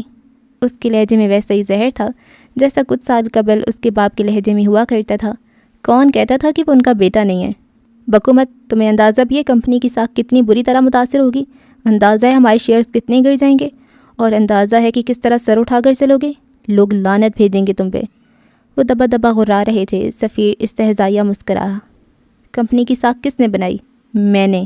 اس نے انگلی سے سینے پہ دستک دی۔ آنکھوں میں ایک بار پھر فاتح ہونے کا غرور آ گیا۔ کمپنی کے شیئرز کس کی وجہ سے بکتے ہیں؟ میری وجہ سے۔ کمپنی کے ساتھ ڈیلز کیوں کی جاتی ہیں؟ میری قابلیت کی وجہ سے۔ وہ سرخ آنکھیں لیے ان کے کان کے قریب غرا رہا تھا۔ کمپنی میں لوگ انویسٹمنٹ کیوں کرتے ہیں؟ میری وجہ سے۔ سو آپ شمس سلطان، آپ کمپنی کی فکر چھوڑ دیں، اس کے لیے سفیر سلطان موجود ہے، اور جو ذلت آئے گی وہ میرے حصے میں ہوگی۔ جس طرح آج تک میری کامیابیوں پہ میرا حق تھا، صرف میرا۔ آپ کو تب میرا ڈیڈ کہلوانا پسند نہیں تھا، آج مجھے آپ کا اپنا باپ کہلوانا پسند نہیں ہے۔ آخری بات اس نے کس دل سے کہی تھی وہی جانتا تھا۔ کہتے ہوئے دل 1000 بار ٹوٹا تھا، لیکن وہ سلطان تھا، اسے بھرم رکھنے آتے تھے۔ شمس چند لمحہ اسے جانچتی نظروں سے دیکھتے رہے۔ وہ اب کوئی 16 سالہ بچہ نہیں تھا، اب وہ ان کے قد کو آنے لگا تھا۔ اگر ایسا ہی ہے تو میں کیوں کروں تمہاری مدد؟ تم خود کیوں نہیں باہر آ جاتے؟ میں تمہارا باپ تو نہیں ہوں نا؟ سفیر مسکرایا، سرد مسکراہٹ۔ آپ میری مدد اس لیے کریں گے کیونکہ میں یوسف سلطان کا پوتا ہوں، ان کی جان، ان کا محبوب پوتا۔ اگر آپ مجھے ابھی اسی وقت یہاں چھوڑ کر جائیں گے تو شام تک میں نکل ہی آؤں گا، لیکن میں آپ کو آپ کا مستقبل بتا دوں۔ وہ ان کی آنکھوں میں دیکھتا سنجیدگی سے کہہ رہا تھا، میں یہاں سے نکلنے کے بعد یہ کروں گا کہ ایک پریس کانفرنس بلا کر آپ کی کمپنی چھوڑنے کا اعلان کروں گا۔ اس کے بعد میں اپنی اسلام آباد والی کمپنی سنبھالوں گا، میں سیٹل ہو جاؤں گا۔ لیکن آپ کو پتہ ہے آپ کا کیا ہوگا؟ اس کے لہجے میں سفاکیت آ گئی۔ آپ کی ناقابلیت، نااہلی سے سارا جہان واقف ہے۔ پھر یہ ہوگا کہ کوئی بھی کمپنی آپ کے ساتھ ڈیلز نہیں کریں گی، بیرون ملک سے آپ کے ساتھ کوئی معاہدہ نہیں ہوگا، لوگ آپ کے ساتھ انویسٹ نہیں کریں گے، اور جو لوگ انویسٹ کر چکے ہیں انہیں میں آپ کی آنکھوں کے آگے سے اپنی طرف کر لوں گا۔ میں آپ کی کمپنی کے بیگز، جوتے اور باقی ساری چیزیں جو کچھ بھی ہمارے پاس بنتا ہے، میں ان سب کو ایک خراب مٹیریل سے بننے والا سامان قرار دلوا دوں گا۔ آپ کی کمپنی پہ کوئی تھوکے گا بھی نہیں، آپ کا دیوالیہ نکل جائے گا، آپ سڑکوں پہ بیٹھ کر روئیں گے، اور میں، وہ مسکرایا، ہلکی آواز کر لی، میں سفیر سلطان حکومت کروں گا کیونکہ میں اسی لیے بنا ہوں۔ اس نے بازو سینے پہ باندھ لیے اور 2 قدم پیچھے کو ہوا۔ شمس چپتی نظروں سے اسے دیکھ رہے تھے۔ کون کہتا تھا کہ وہ ان کا بیٹا نہیں ہے؟ سو اگر آپ چاہتے ہیں کہ آپ اسی طرح کٹ پتلی بن کر ہی صحیح لیکن راج کرتے رہیں تو مجھے یہاں سے نکالیں۔ شمس چند ثانیہ اس کو گھورتے رہے، پھر بغیر کچھ کہے واپس پلٹ گئے۔ اب وہ اسے اپنے الفاظ کی مار نہیں مار سکتے تھے، اب وہ ان کی جان کو آنے لگا تھا۔ گاڑی جہاں رکی وہ جگہ ایک سفید محل سے کم نہیں تھی۔ حسن اور عمر اپنی طرف سے اتر کر نیچے آئے۔ حسن کی آنکھیں جیسے چندیال سی گئیں۔ وہ ایک 3 منزلہ لمبے رقبے پہ پھیلی سفید عمارت تھی، جیسے کوئی ہاسٹل ہوتا ہے یا جیسے کوئی رہائشی بلڈنگ، لیکن یہ نہ کسی ہاسٹل کی طرح شور کرتی تھی، نہ کسی رہائشی عمارت کی طرح گندی۔ یہ ایک صاف ستھری خاموش سی عمارت تھی، لیکن اس کی ایک شان تھی، یہ لوگوں کو مجبور کرتی تھی کہ اسے رک کر دیکھا جائے۔ اس عمارت کے چاروں طرف مختلف بیلیں لگی تھیں، سو اس لحاظ سے اس عمارت میں لگا دوسرا رنگ سبز تھا۔ اس عمارت کے بیچوں بیچ ایک بڑی سی تختی لگی تھی جس پہ جلی حروف میں ہیون لکھا تھا۔ گاڑی وہیں باہر کھڑی کر کے وہ دونوں اندر کی جانب جانے لگے۔ بڑا سا سیاہ دروازہ پار کر کے اندر آؤ تو ایک عمارت تک جانے کے لیے ایک پتھریلی روش بنی تھی، جس کے دونوں اطراف میں سبز گھاس اگی تھی، تا حد نگاہ پھیلی گھاس کی کیاریوں میں مختلف قسم کے پھول اور پودے۔ ذرا ذرا سے فاصلے پہ بچوں کے لیے جھولے لگے تھے، لیکن اس وقت وہاں کوئی زیرو نظر نہیں آتا تھا۔ ذرا فاصلے پہ کھڑی عمارت سے آتی آوازیں اس بات کی گواہ تھیں کہ اس وقت بچوں کا اسکول ٹائم تھا۔ یہ کیسی جگہ ہے؟ حسن نے کھوئے کھوئے انداز میں پوچھا۔ عمر چلتا رہا۔ کیا تم یہاں نہیں آئے؟ میں کبھی نہیں آیا، مجھے نہیں پتا بابا اتنا بڑا آرفنیج چلاتے ہیں، مجھے لگا تھا کوئی چھوٹا سا گھر ٹائپ کوئی جگہ ہوگی۔ وہ اب بھی چاروں طرف گھوم گھوم کر ایک ایک جگہ کا جائزہ لے رہا تھا۔ یہ جگہ اب کس کی ہے؟ اس نے ایک مناسب فاصلے پہ بنے ہیون ہسپتال کو اپنی چھوٹی کی ہوئی آنکھوں سے دیکھتے ہوئے پوچھا۔ تمہاری۔ حسن نے مڑ کر تعجب سے اس کو دیکھا۔ عمر نے اس بات میں سر ہلایا۔ ہاں تمہاری، یہ جگہ تمہاری اور تمہاری بہن کی ہے. تمہارے بابا کے بعد تم دونوں لیگل وارث ہو. یہ تمہارے باپ کا امپائر تھا لیکن اب یہ تمہارا ہے. یہ بچے تمہارے باپ کی اولاد تھے لیکن اب تم ان سب کے باپ ہو, ان کے مسیحا, ان کے گارجین. حسن اب تک حق تک سا کھڑا تھا. میں کیسے؟ میں بھی بہت چھوٹا ہوں, میں کیسے؟ وہ جیسے اب تک اس کے الفاظ جذب نہیں کر پا رہا تھا. ذمہ داریوں کے تاج عمر نہیں دیکھا کرتے. جب تم اپنے باپ کے گھر پہ حق جمانے کے لیے چھوٹے نہیں ہو, جب تم ان کے اکاؤنٹ سے پیسے نکلوانے کے لیے چھوٹے نہیں ہو, تو تم ان کے چھوڑے ہوئے ادھورے کام یا پھر ان کے شروع کیے ہوئے نیک کاموں کے لیے چھوٹے کیسے ہو سکتے ہو؟ تم پہ یہ ذمہ داری تھوپی نہیں جائے گی. تم وقت لو, سوچو اور پھر بتانا کہ اگر تم دل سے یہ کام کرنا چاہتے ہو تو ٹھیک ہے, ورنہ بھی عمر حیات زندہ ہے. وہ نرمی سے کہہ کر پتھریلی روش پہ آگے بڑھنے لگا. حسن گم سم سا اس کے پیچھے پیچھے چلنے لگا. اب عمر کا رخ معراج سلطان کے آفس کی طرف تھا. یہ آفس پہلی منزل میں بنا تھا. لکڑی کا بڑا سا دروازہ پار کر کے وہ دونوں اندر آئے. یہ آفس وہ نہیں تھا جہاں 10 سال پہلے عمر حیات نے اپنی ساری سیونگز دان کی تھیں. یہ مختلف تھا, بہت مختلف. کمرے کے وسط میں رکھی اعلیٰ سی میز, اس کے پیچھے جھانکتی پاور چیئر اور اس کے پیچھے دیوار پہ لگی ایک بڑی سی تصویر جس میں 2 لوگ مسکرا رہے تھے. دونوں کی آنکھیں سیاہ تھی, چمکدار, بے ریا, معصوم, دل میں گھر کرنے والی. ان دونوں مردوں کے نقوش مختلف تھے لیکن ان کی آنکھیں ایک تھیں. کیا تم بابا کے بیٹے ہو؟ حسن تصویر پہ نظریں جمائے بے دہانی میں بول گیا. گدھے, میں تمہارا بہنوئی ہوں, عمر نے ضبط سے جواب دیا. حسن گڑبڑا سا گیا, چہرہ خفت زدہ ہو گیا. میرا یہ مطلب نہیں تھا. تم ان کے اتنے قریب کیسے تھے؟ اس وقت اسے سفیر, سلطان منزل, برونو, ہالے سب بھولا ہوا تھا. وہ جیسے ایک الگ دنیا میں آ گیا تھا. پہلے مجھے آپ کہو پھر بتاؤں گا. وہ ایک طرف رکھے صوفے پہ بیٹھتا ہوا مزے سے بولا. حسن نے ناک بھویں چڑھا لی. مر کر بھی نہیں بولوں گا, وہ جل کر بولا. عمر نے کندھے اچکا دیے.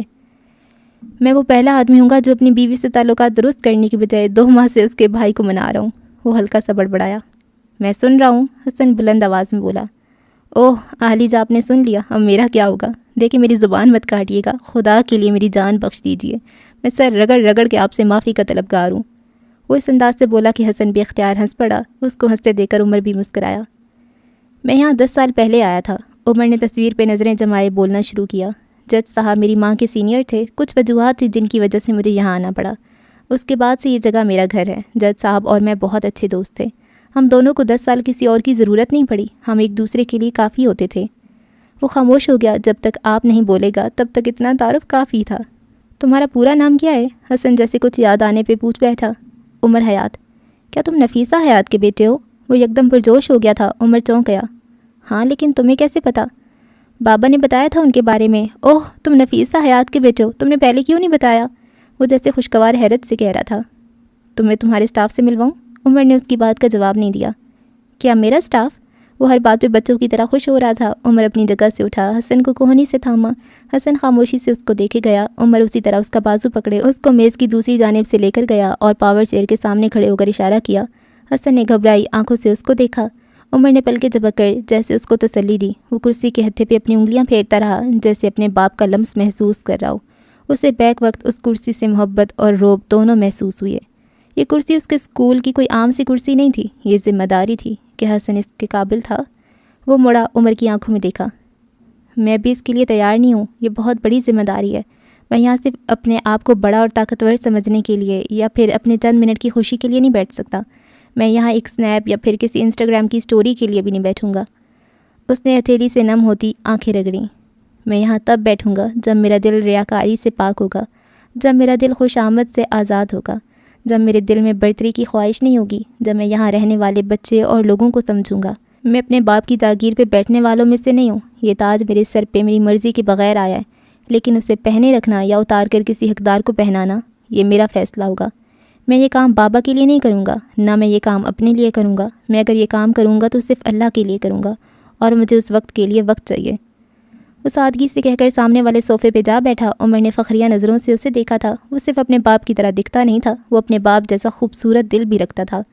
تھوڑی دیر بعد ان دونوں کو بے تحاشا شور و غل کی آواز آئی. یہ اشارہ تھا کہ ساتھ والی بلڈنگ کے اسکول کی چھٹی ہو گئی تھی اور اب بچے شور مچاتے دوڑتے بھاگتے اپنے گھر ہیون آ رہے تھے.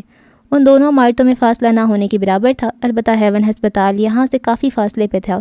اسی وقت آفس کے دروازے پہ دستک ہوئی. کئی چھوٹے چھوٹے یونیفارم میں ملبوس بچے بچیاں عمر کو دیکھ کر ہنستے مسکراتے خوشی سے اچھلتے اس کے پاس آنے لگے.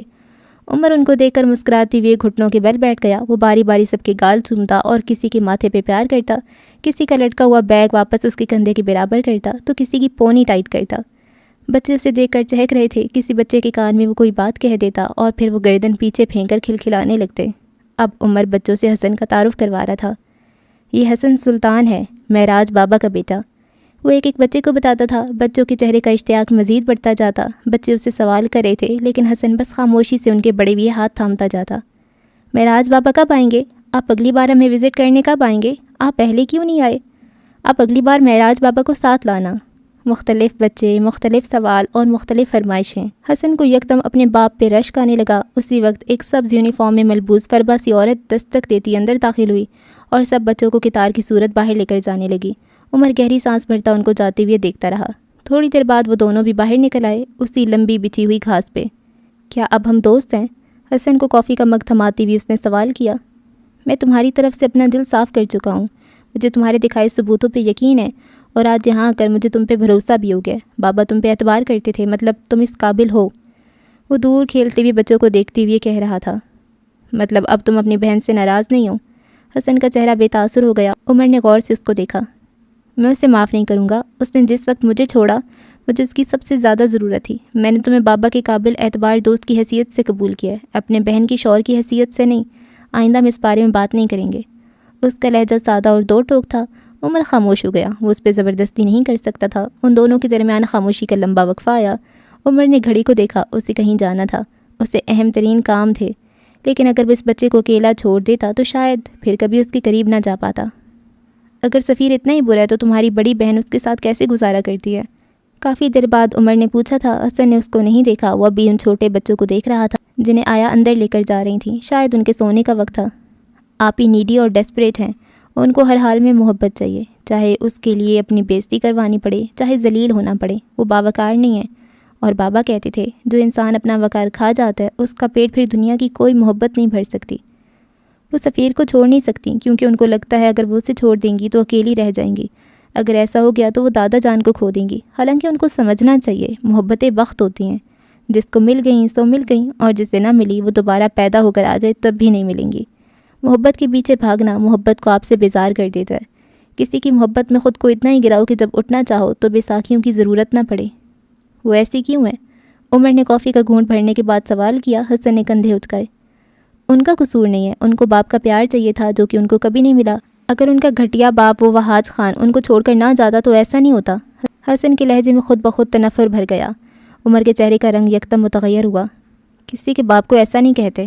عمر نے ہلکی آواز میں اس کو ٹوکا تھا۔ حسن اس سے بے نیاز کہے گیا۔ میں کہتا ہوں دنیا میں ہر قسم کے گھٹیا لوگ ہیں، لیکن کوئی بھی وہاج خان جیسا نہیں ہوگا۔ کسی کے باپ کو ایسا نہیں کہتے۔ عمر خاص پہ نظریں جمائے بمشکل بول سکا۔ اس کی آواز اتنی ہلکی تھی کہ وہ بمشکل خود سن سکے۔ اس کا چہرہ سفید پڑتا جا رہا تھا، مٹی بھینچتی جا رہی تھی۔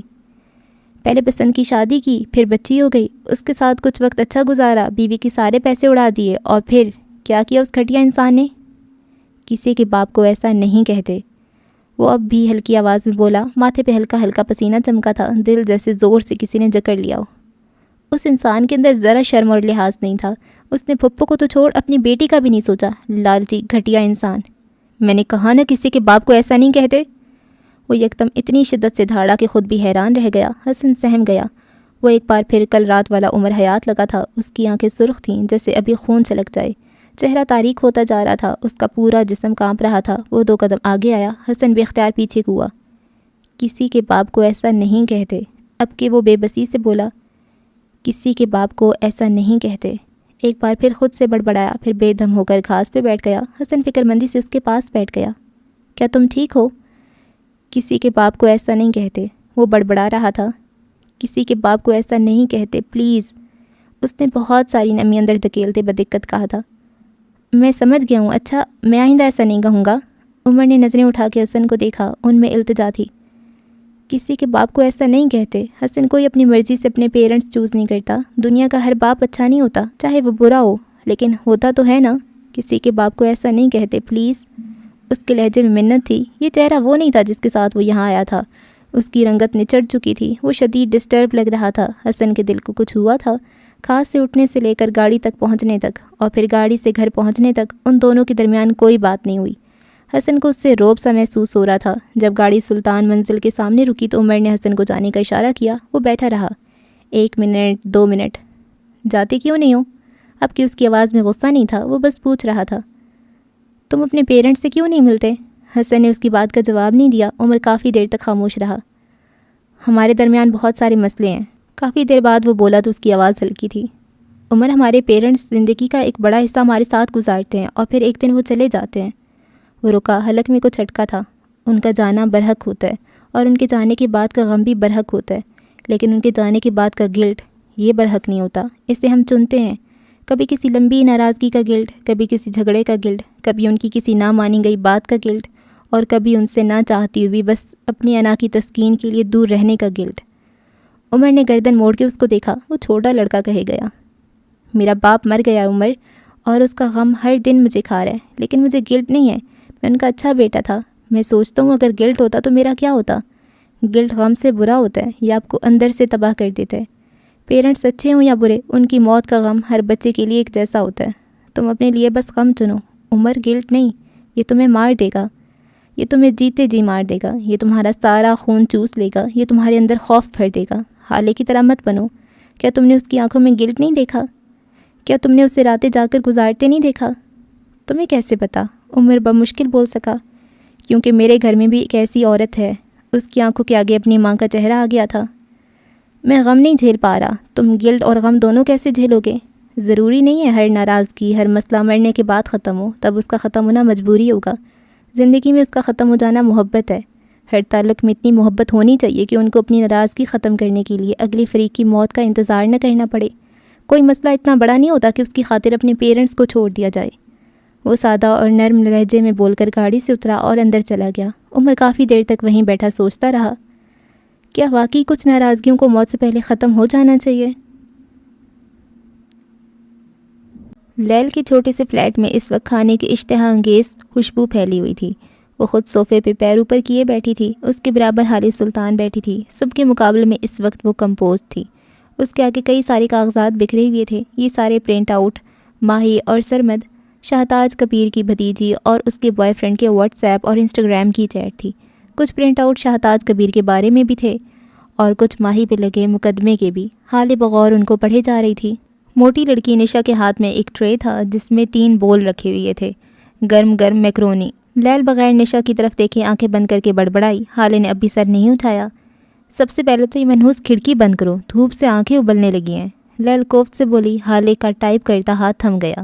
یکدم جیسے وہ ٹھہر سی گئی۔ اسے کچھ یاد آیا، اور جو یاد آیا تھا وہ ہارون شاہد تھا۔ 2 سال پہلے والا ہارون شاہد اور 2 سال پہلے والی حالے سلطان۔ آج دونوں کا پرچہ تھا۔ کل رات تک وہ دونوں کسی کنسرٹ میں تھے۔ معراج سلطان کے بار بار فون کرنے پہ ان دونوں کا ایک ہی جواب تھا، ہم نے سارا پڑھ لیا، اب ہمیں انجوائے کرنے دیں۔ آخرکار تھک کر معراج سلطان نے ان کو ان کے حال پہ چھوڑ دیا۔ رات دیر تک کنسرٹ چلتا رہا۔ اس کے بعد وہ دونوں ٹریفک میں ایسے پھنسے کہ صبح کے 4 بجے تک ان کی جان خلاصی نہ ہو سکی۔ گھر آنے پہ اماں کی فلائنگ چپل اور بابا کے میٹھے طنز، لیکن وہ دونوں ایسے استقبال کے عادی تھے، سو ڈھیٹوں کی طرح کھڑے رہے۔ یہاں 5 بج گئے۔ نماز پڑھ کر ایک نظر کتابوں پہ ڈال کر جب دونوں فارغ ہوئے تو 6 بج چکے تھے۔ ہارون حسن کے کمرے میں جا کر سو گیا اور حالے اپنے کمرے میں۔ فکس 7 بجے معراج سلطان نے ان کی نیند میں خلل ڈالا۔ وہ دونوں سرخ سوجی آنکھوں سے اٹھ بیٹھے، ناشتہ کیا، تیار ہوئے۔ 8 بجے گئے۔ اب وہ جلدی جلدی اپنی گاڑی میں سامان رکھ رہے تھے۔ حالے نے سفید شارٹ شرٹ کے ساتھ سفید ٹائٹس پہن رکھا تھا، بال کھلے چھوڑ رکھے تھے۔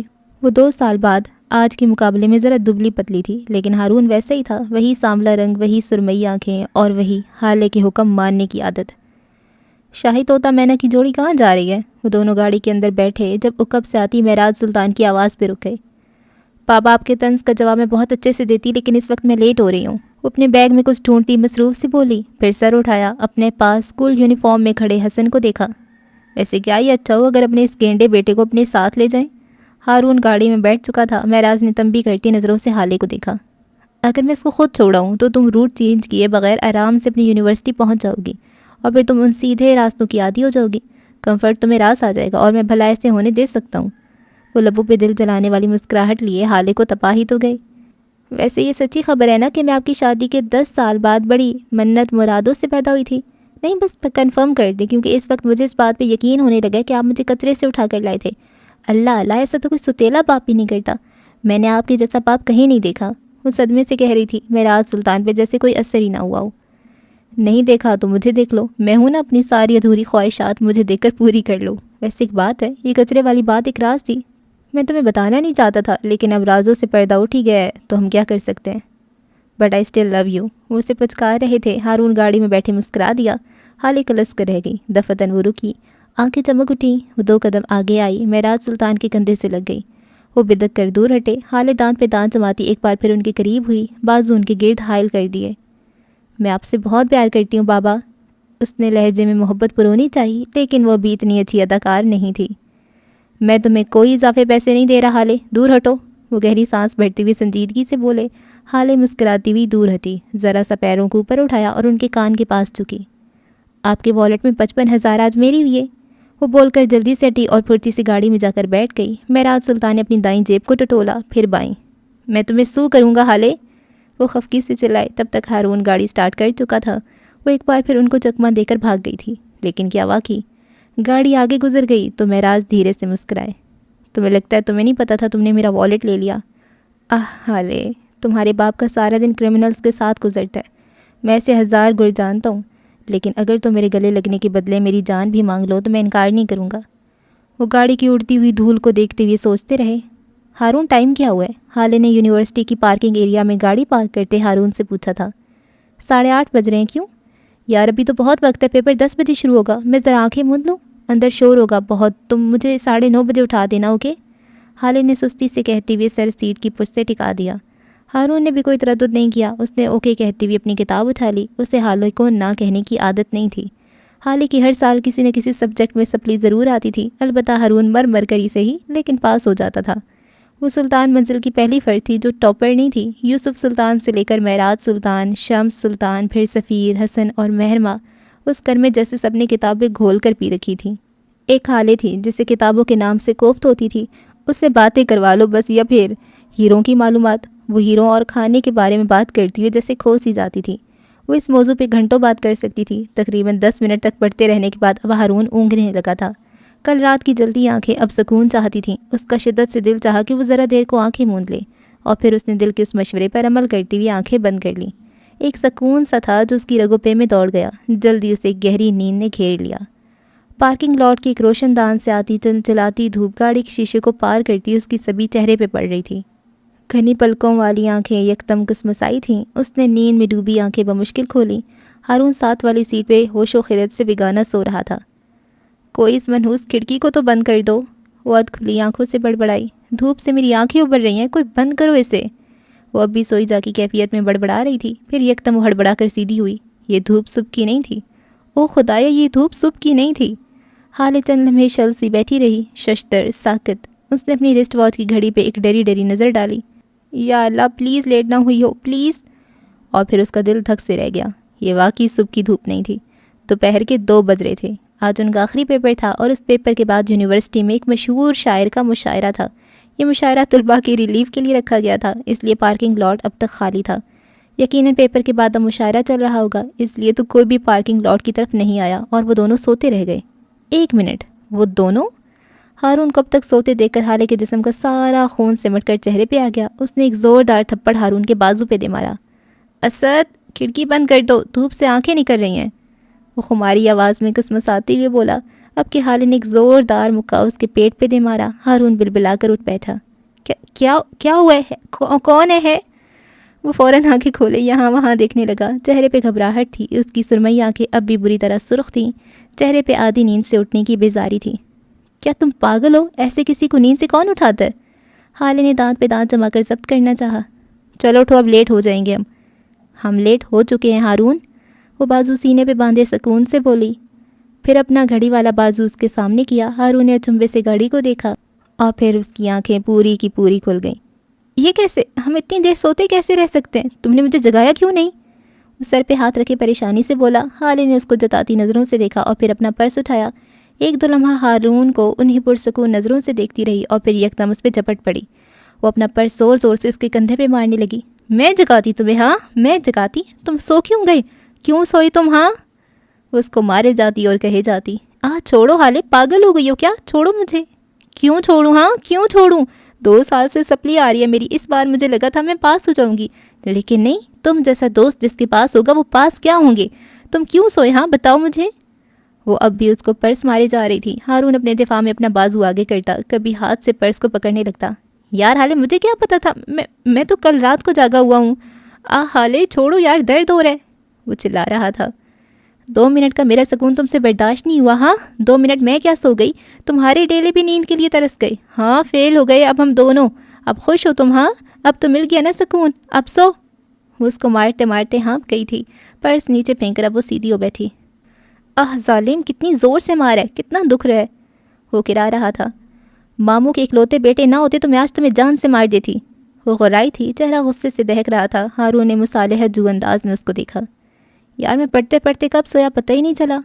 چپ رہو ہارون، اس وقت میرا دماغ گھوما ہوا ہے، وہ چٹخ کر بولی۔ حالے غلطی تمہاری بھی ہے، دیکھو اگر تم رات اس زہریلے سنگر کے کنسرٹ میں نہ جاتی تو یہ سب نہ ہوا ہوتا۔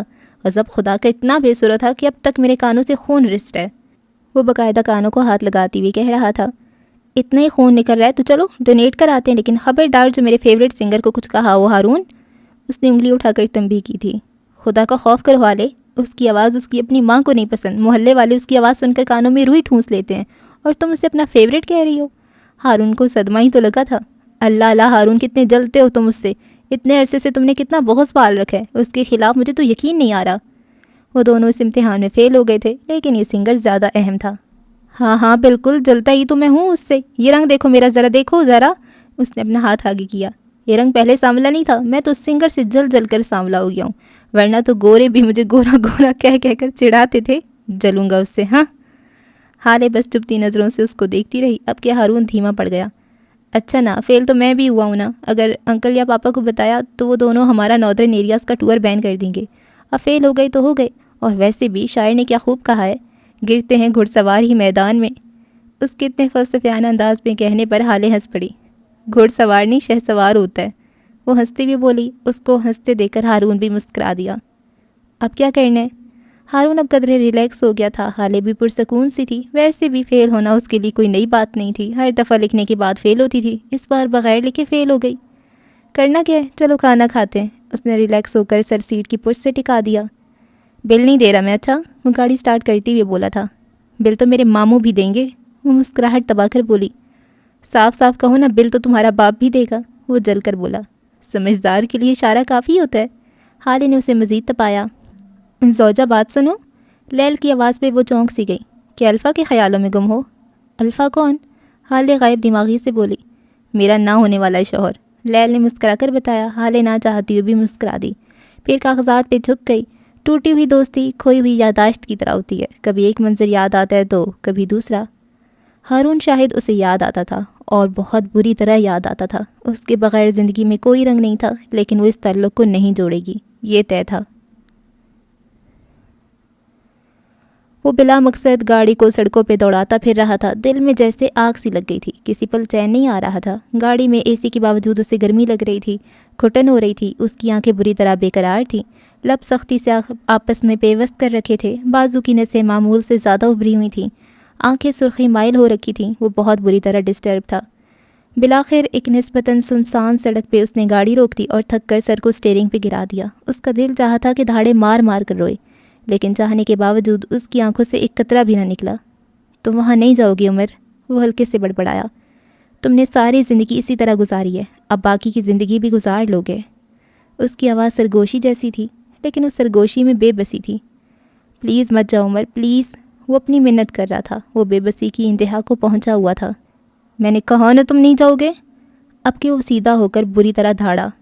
10 سالوں میں وہ غصہ کرنا بھول چکا تھا، اس سے اب اگر غصہ آتا بھی تھا تو وہ کنٹرول کرنا جانتا تھا، لیکن آج اسے خود پہ بے طرح غصہ آ رہا تھا، بے بسی محسوس ہو رہی تھی، اسے ایک طلب سی محسوس ہو رہی تھی، جیسے اگر اس کی آنکھوں نے ذرا دیر اور اپنا پسندیدہ منظر نہیں دیکھا تو ابل کر باہر گر پڑیں گی۔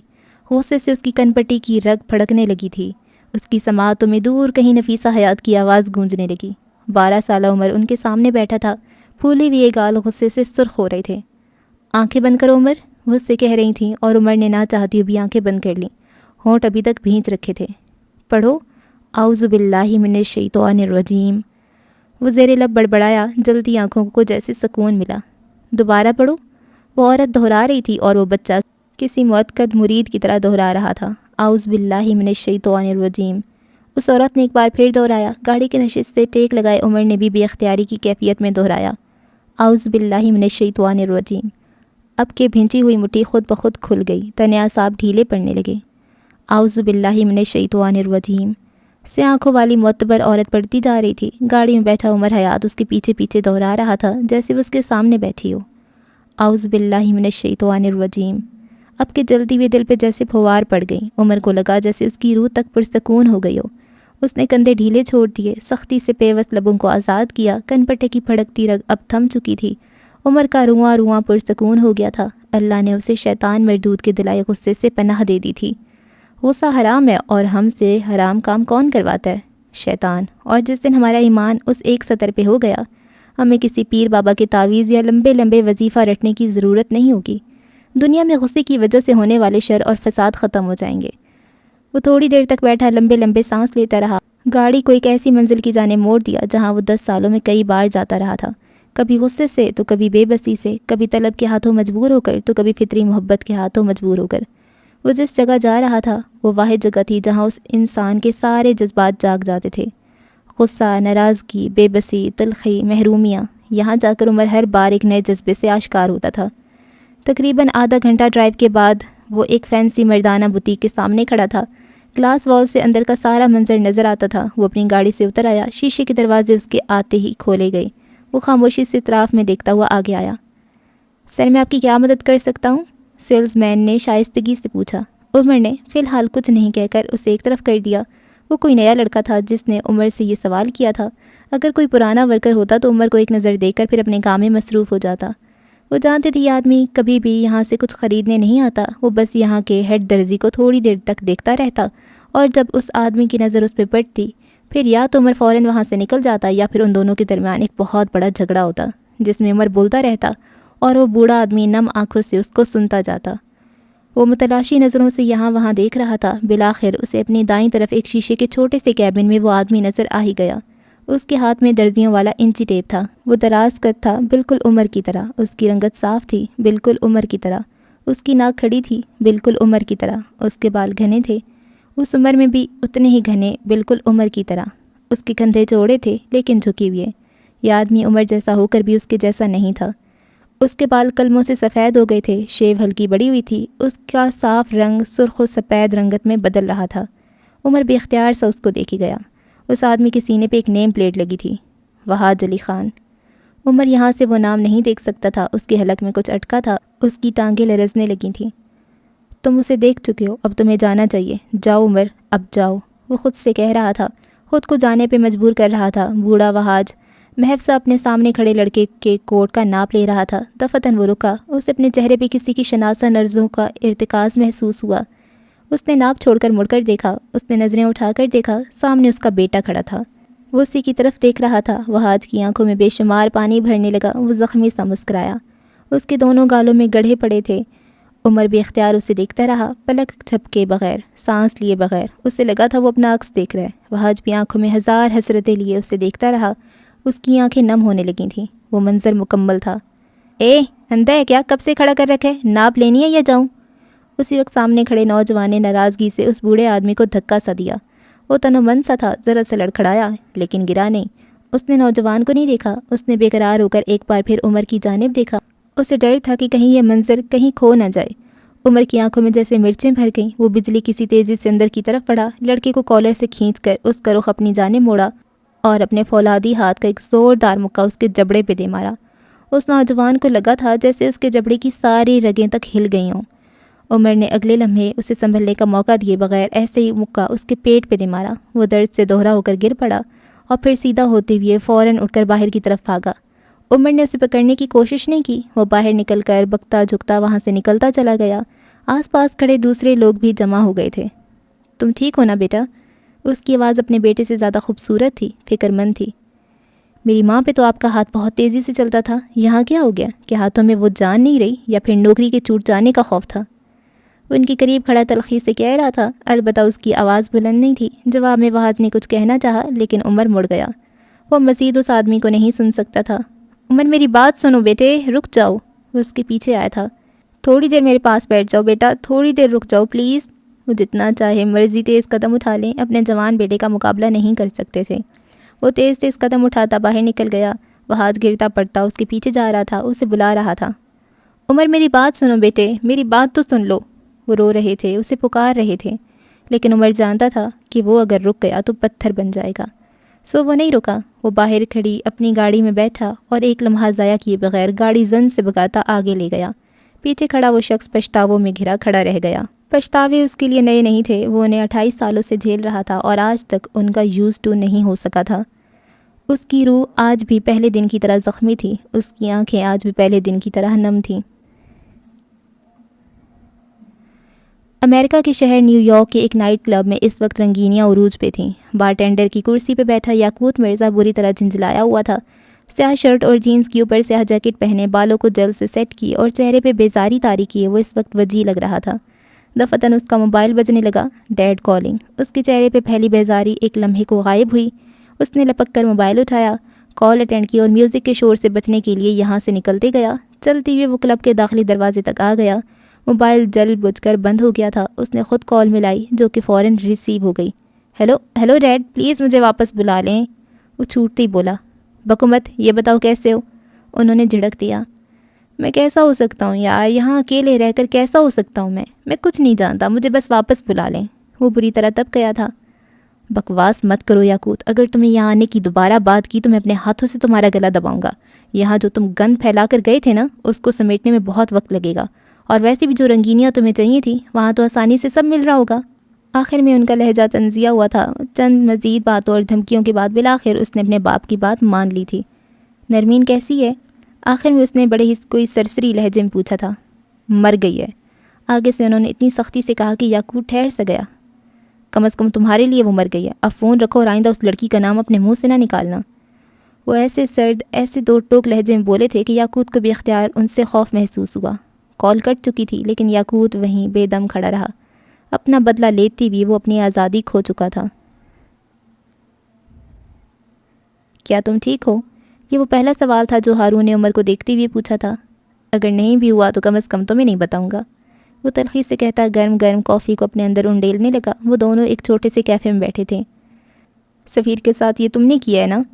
کتا جب گھر کے اندر آنے لگے تو اس کو پٹا باندھ کر باہر باندھا جا سکتا ہے تاکہ اسے یاد رہے کہ وہ کتا ہے، لیکن تم نے اسے اتنے گھٹیا کیس میں کیوں پھنسایا؟ وہ اپنی سرمئی آنکھیں اس کے چہرے پہ جمائی پوچھ رہا تھا۔ میں بس اسے ذلیل کرنا چاہتا تھا جیسے اس نے مجھے کرنے کی کوشش کی۔ وہ حالے کو ہرٹ کرنے لگا ہے، اور اگر کوئی میری بیوی کو ہرٹ کرے گا تو میں اسے معاف نہیں کروں گا۔ حالے کو ہرٹ کرنے کا حق کسی کو بھی نہیں، خود عمر حیات کو بھی نہیں، وہ حتمی لہجے میں بولا۔ پھر مجھے کیوں چھوڑ دیا؟ میں نے بھی تو اسے ہرٹ کیا ہے، ہارون نے ہلکی آواز میں پوچھا۔ عمر نے ہاتھ ہلایا۔ تم نے کچھ بھی غلط نہیں کیا، تمہارے حساب سے یہی صحیح تھا۔ تم دور تھے، تمہیں حالات کا اندازہ نہیں تھا۔ ظاہر ہے ایک لڑکی کی شادی کی صبح تم یہ تو نہیں کہو گے نا کہ وہ لڑکی کسی مرد کو آدھی رات کے وقت ہسپتال لے گئی، عمر رسان سے بولا۔ ہارون نے ممنون نظروں سے اس کو دیکھا۔ حالے یہ بات کیوں نہیں سمجھتی؟ وہ سب سمجھتی ہے، وہ جانتی ہے ہارون کہ تم اسے ہرٹ نہیں کر سکتے۔ وہ اب بھی تمہاری پینٹنگ کا سن کر خوش ہوتی ہے، وہ بس تم سے ناراض ہے۔ اس کو لگتا ہے کہ اگر تم اس دن ایئرپورٹ پہ اس کی بات مان لیتے تو یہ سب نہ ہوتا، حالانکہ ان کو اب مان لینا چاہیے کہ یہ قسمت تھی، اگر تم ہوتے تب بھی کچھ بدل نہیں سکتا تھا۔ وہ بول چکا تو اپنی کافی اٹھا لی۔ ہارون خاموش رہا، اس کے پاس کہنے کو کچھ نہیں تھا۔ اچھا چلو میرے 50,000 نکالو، آج کل ہاتھ بہت تنگ ہے، وہ گردن کے کسبل نکالتا ہوا بولا۔ عمر کو کافی بے حد کڑوی لگی، حد سے زیادہ کڑوی۔ بس کوئی پولیس والے سے پیسے نہ مانگے۔ کس چیز کے 50,000؟ عمر کے تو مانو پتنگے ہی لگ گئے۔ وہ سمیر زادے کے لیے جو میں کلب گیا، 20,000 کلب کی انٹری اور 30,000 کی شراب جو میں نے ایک پارٹی بوائے لگنے کے لیے منگوائی تھی، 2,000 کا پیٹرول بھی شامل ہے، لیکن خیر چھوڑو، اب کیا 1-1 روپے کا حساب رکھنا۔ عمر آگے کو ہوا، ذرا سا مسکرایا۔ وہ جو میرے باپ کی شوگر مل ہے نا، وہاں سے جا کر لے لو، میں کال کر دوں گا مینیجر کو۔ وہ ایسی سنجیدگی سے بولا کہ ہارون کو یقین آنے لگا۔ کیا واقعی تمہارے باپ کی شوگر ملز ہیں؟ عمر نے کندھے اچکائے۔ ظاہرہ ہوں گی، تم نے دیکھ رکھی ہوں گی، جب بھی تو مجھ سے اتنے پیسے ایک ساتھ مانگ رہے ہو۔ یاد رکھنا ہارون، پولیس والا اپنی جان دے دے گا، پیسہ نہیں دے گا۔ ہارون نے بمشکل ضبط کیا۔ دل تو چاہ رہا تھا یہ گرم گرم کافی اس کی چلتی زبان پہ پھینک دے، لیکن وہ سفیر کا انجام دے کر آیا تھا، سو چپ رہا۔ اچھا خیر یہ بتاؤ، وہ وائٹ پاؤڈرز کہاں سے لائے تھے؟ تم مجھے ان ڈیلرز کی ڈیٹیل دو، وہ آگے کو ہو کر سنجیدگی سے پوچھ رہا تھا۔ ہارون مسکرایا، قدرے آگے کو جھکا۔ وہ ڈرگز نہیں تھی، میرے گھر کا نمک تھا، آیوڈین ملا نمک۔ شکر ہے اس نشئی نے چیک نہیں کیا، ورنہ مجھے اسی نمک کی کان میں دفنا دیتا۔ ہارون نے جھرجھری لی۔ عمر نے افسوس سے اس کو دیکھا۔ تم بھی پورے دنوں کے ہو، میں تو تمہیں معصوم سمجھا تھا۔ اچھا یہ بتاؤ وہ چرسی اپنے باپ سے کب ملے گا؟ ہارون پیچھے کو ہوا، کافی کا گھونٹ بھرا۔ وہ کیوں ملے گا اپنے باپ سے؟ اس نے سکون سے پوچھا۔ عمر کا دماغ پھک سے اڑا۔ تمہیں وہاں کیوں بھیجا تھا؟ تاکہ تم اس کے اور اس کے باپ کے درمیان تعلقات کو درست کرو۔ تم کیا کر کے آئے ہو؟ وہ صحیح معنوں میں پریشان ہو گیا تھا۔ ہارون اسی طرح پرسکون بیٹھا رہا۔ میں پہلے اپنے باپ کے ساتھ تو تعلقات درست کر لوں، وہ جل کر بولا۔ دیکھ عمر، میں جس کام میں اچھا ہوں وہ کر آیا ہوں۔ اب وہ لڑکا ڈرگز نہیں لے گا، اور اب چاہے وہ لڑکی خود بھی اس کے پاس چل کر آئے تو وہ اسے قبول نہیں کرے گا۔ آج سے وہ اپنی تلاش کی سفر میں نکل جائے گا۔ اچھا اپنی تلاش؟ جی بالکل، میں نے تو آپ سے یہی کہا تھا نا کہ اس لڑکے کو ہمالیہ کی پہاڑیوں پہ تبلیغ کرنے کے لیے چھوڑاؤ۔ عمر نے اس کی بات کاٹی۔ وہ سخت بیزار لگتا تھا۔ ہارون نے دانت پہ دانت جما کر ایک بار پھر ضبط کیا۔ ماں باپ بچے کی بھلائی میں خوش ہوتے ہیں، اس کا باپ بھی اسے موو آن کرتے دیکھ کر خوش ہوگا۔ رہی بات اس کے تعلقات اپنے باپ کے ساتھ درست کرنے کی، تو یہ کام مجھے نہیں آتا۔ مجھے جو آتا تھا وہ کر آیا ہوں۔ اس کا باپ کوئی مفتی نہیں تھا، کالے کرتوتوں کے نتائج تو بھگتنے پڑیں گے نا۔ سارے پاگلوں نے میرے ہی گلے پڑنا تھا۔ اف، وہ سخت کبیدہ خاطر لگ رہا تھا۔ میرے پاس تمہارے لیے کچھ ہے، فروا اور فہیم کی ملاقات کا ثبوت۔ عمر کرنٹ کھا کر سیدھا ہوا، چہرے پہ بے یقینی پھیل گئی۔ ہارون موبائل پہ انگلیاں چلا رہا تھا، پھر ایک جگہ رک کر اس نے موبائل عمر کے سامنے کیا۔ عمر نے جپٹ کر اس کے ہاتھ سے موبائل لے لیا۔ وہ ایک انسٹاگرام سے لی گئی تصویر کا اسکرین شاٹ تھا۔ اس تصویر میں فروا اپنی کسی دوست کے ساتھ کھڑی تھی۔ نہ وہ تصویر قابل غور تھی، نہ فروا کی مسکراہٹ، اور نہ ہی ان کی وہ غیر ملکی دوست۔ اس تصویر میں قابل غور 15 اپریل کی تاریخ تھی۔ اس تصویر میں قابل غور وہ ہوٹل کا نام تھا جہاں وہ دونوں کھڑی تھیں، دی پرل سٹون۔ عمر ششتر رہ گیا۔ یہ اس نیم نامی کیفے سے چند قدم ہی دور تھا۔ اس نے چیک کیوں نہیں کیا؟ کیا وہ اتنا بیکار ہو گیا؟ کیا وہ اتنا اندھا، اتنا کم عقل ہو گیا؟ یہ پاکستان کی سب سے مشہور ہوٹل چین ہے۔ ہارون عمر حیات کے سفید پڑتے چہرے کو دیکھتے ہوئے کہنے لگا۔ تم یہی سوچ رہے ہوگے کہ تم نے اس جگہ کو چیک کیوں نہیں کیا؟ عمر نے جواب نہیں دیا، وہ بس شل سا بیٹھا رہا۔ کیونکہ تم نے صرف اور صرف فہیم مرزا کے ہوٹلز چیک کیے۔ تم نے فروا اور فہیم کی ملاقات کو بس فہیم ہی کی کسی ہوٹل میں امیجن کر لیا۔ تم نے اس شہر کا کوئی کیفے، کوئی ریسٹوران، کوئی ہوٹل جو فہیم کا نہیں تھا اسے چیک ہی نہیں کیا۔ عمر کو اس کی آواز نہیں آ رہی تھی، اس کے کانوں میں کوئی اور آواز گونج رہی تھی۔ عمر سر، میں آپ کو بتا رہا ہوں، میں فہیم مرزا کے ایک ایک ہوٹل کا CCTV چیک کروایا ہے، لیکن اس پورے مہینے یہ عورت یہاں آئی ہی نہیں۔ تم رنگوں کی زبان جانتے ہو، اس نے ہارون کو کہتے سنا۔ عمر کچھ نہیں بولا۔ اس کے پاس کہنے کو بہت کچھ تھا، وہ کہنا چاہتا تھا رنگوں کی زبان، واٹ نان سینس، لیکن زبان جیسے تالو سے چپک کر رہ گئی۔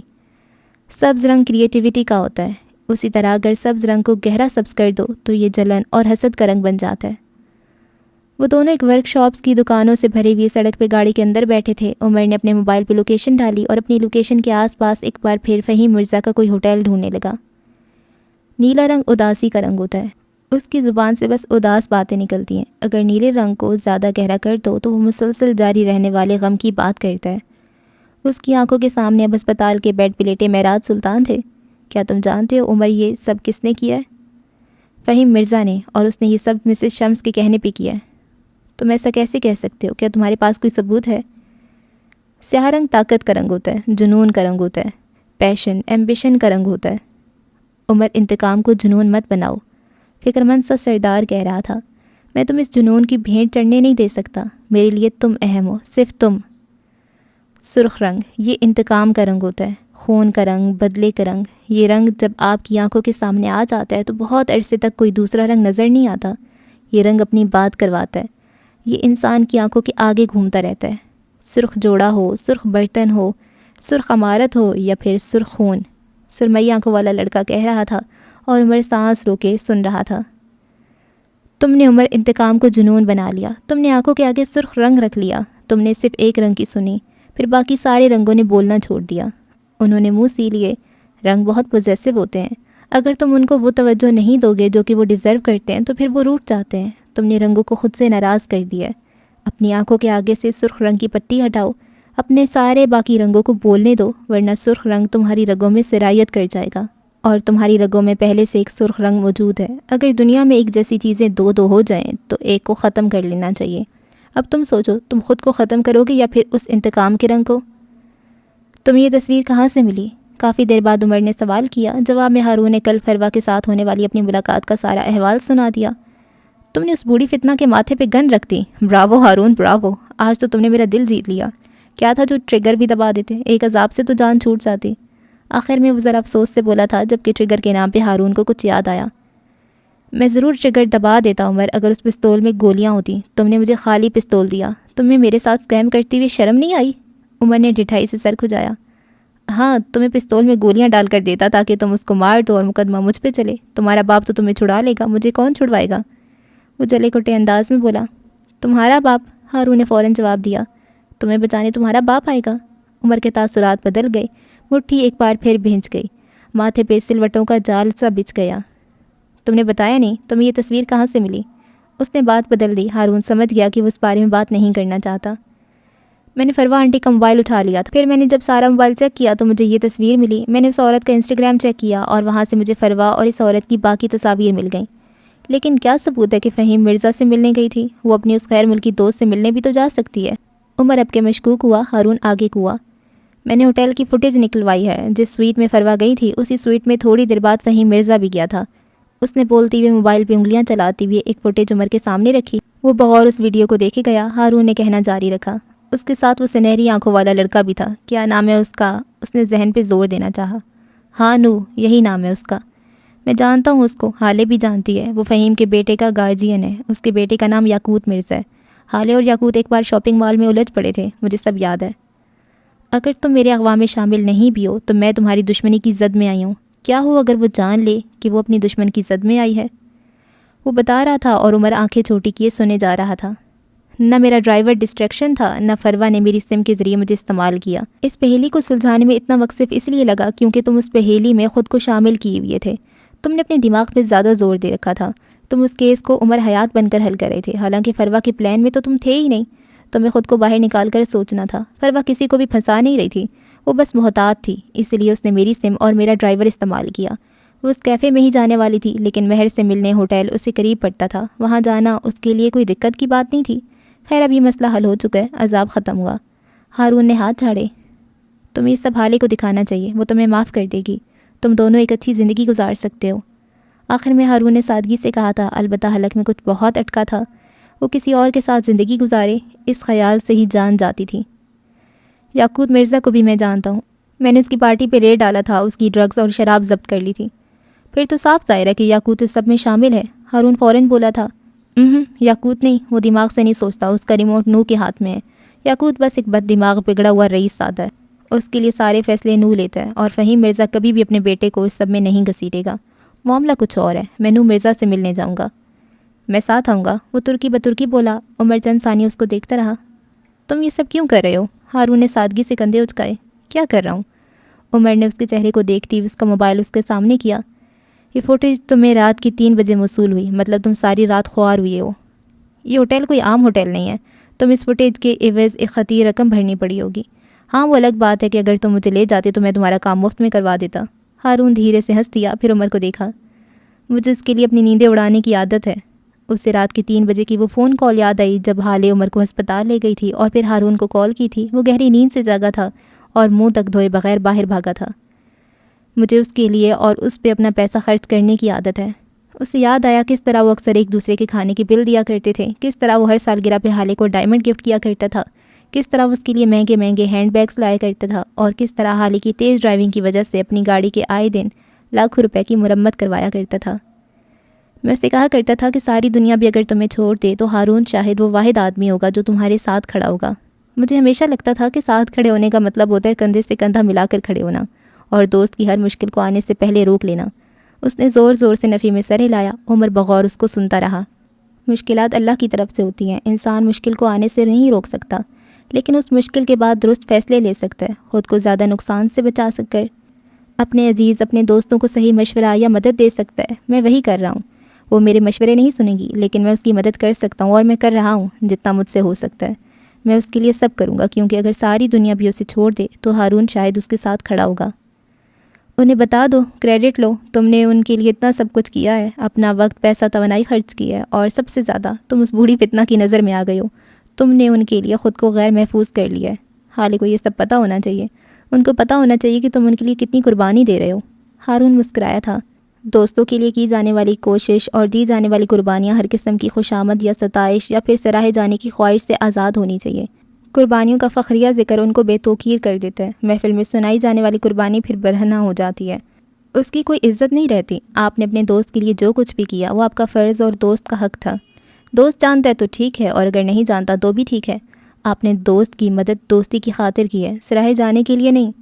وہ بول کر خاموش ہو گیا۔ عمر اٹھ کھڑا ہوا، والیٹ سے چند نوٹ نکال کر میز پہ رکھے۔ ہارون اس کو دیکھتا رہا۔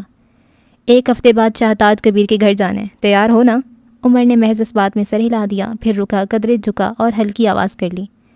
1 ہفتے بعد اس کے گھر تقریب ہے، اور تقاریب میں گھر کے قیمتی سامان کسی محفوظ جگہ چھپا دیے جاتے ہیں۔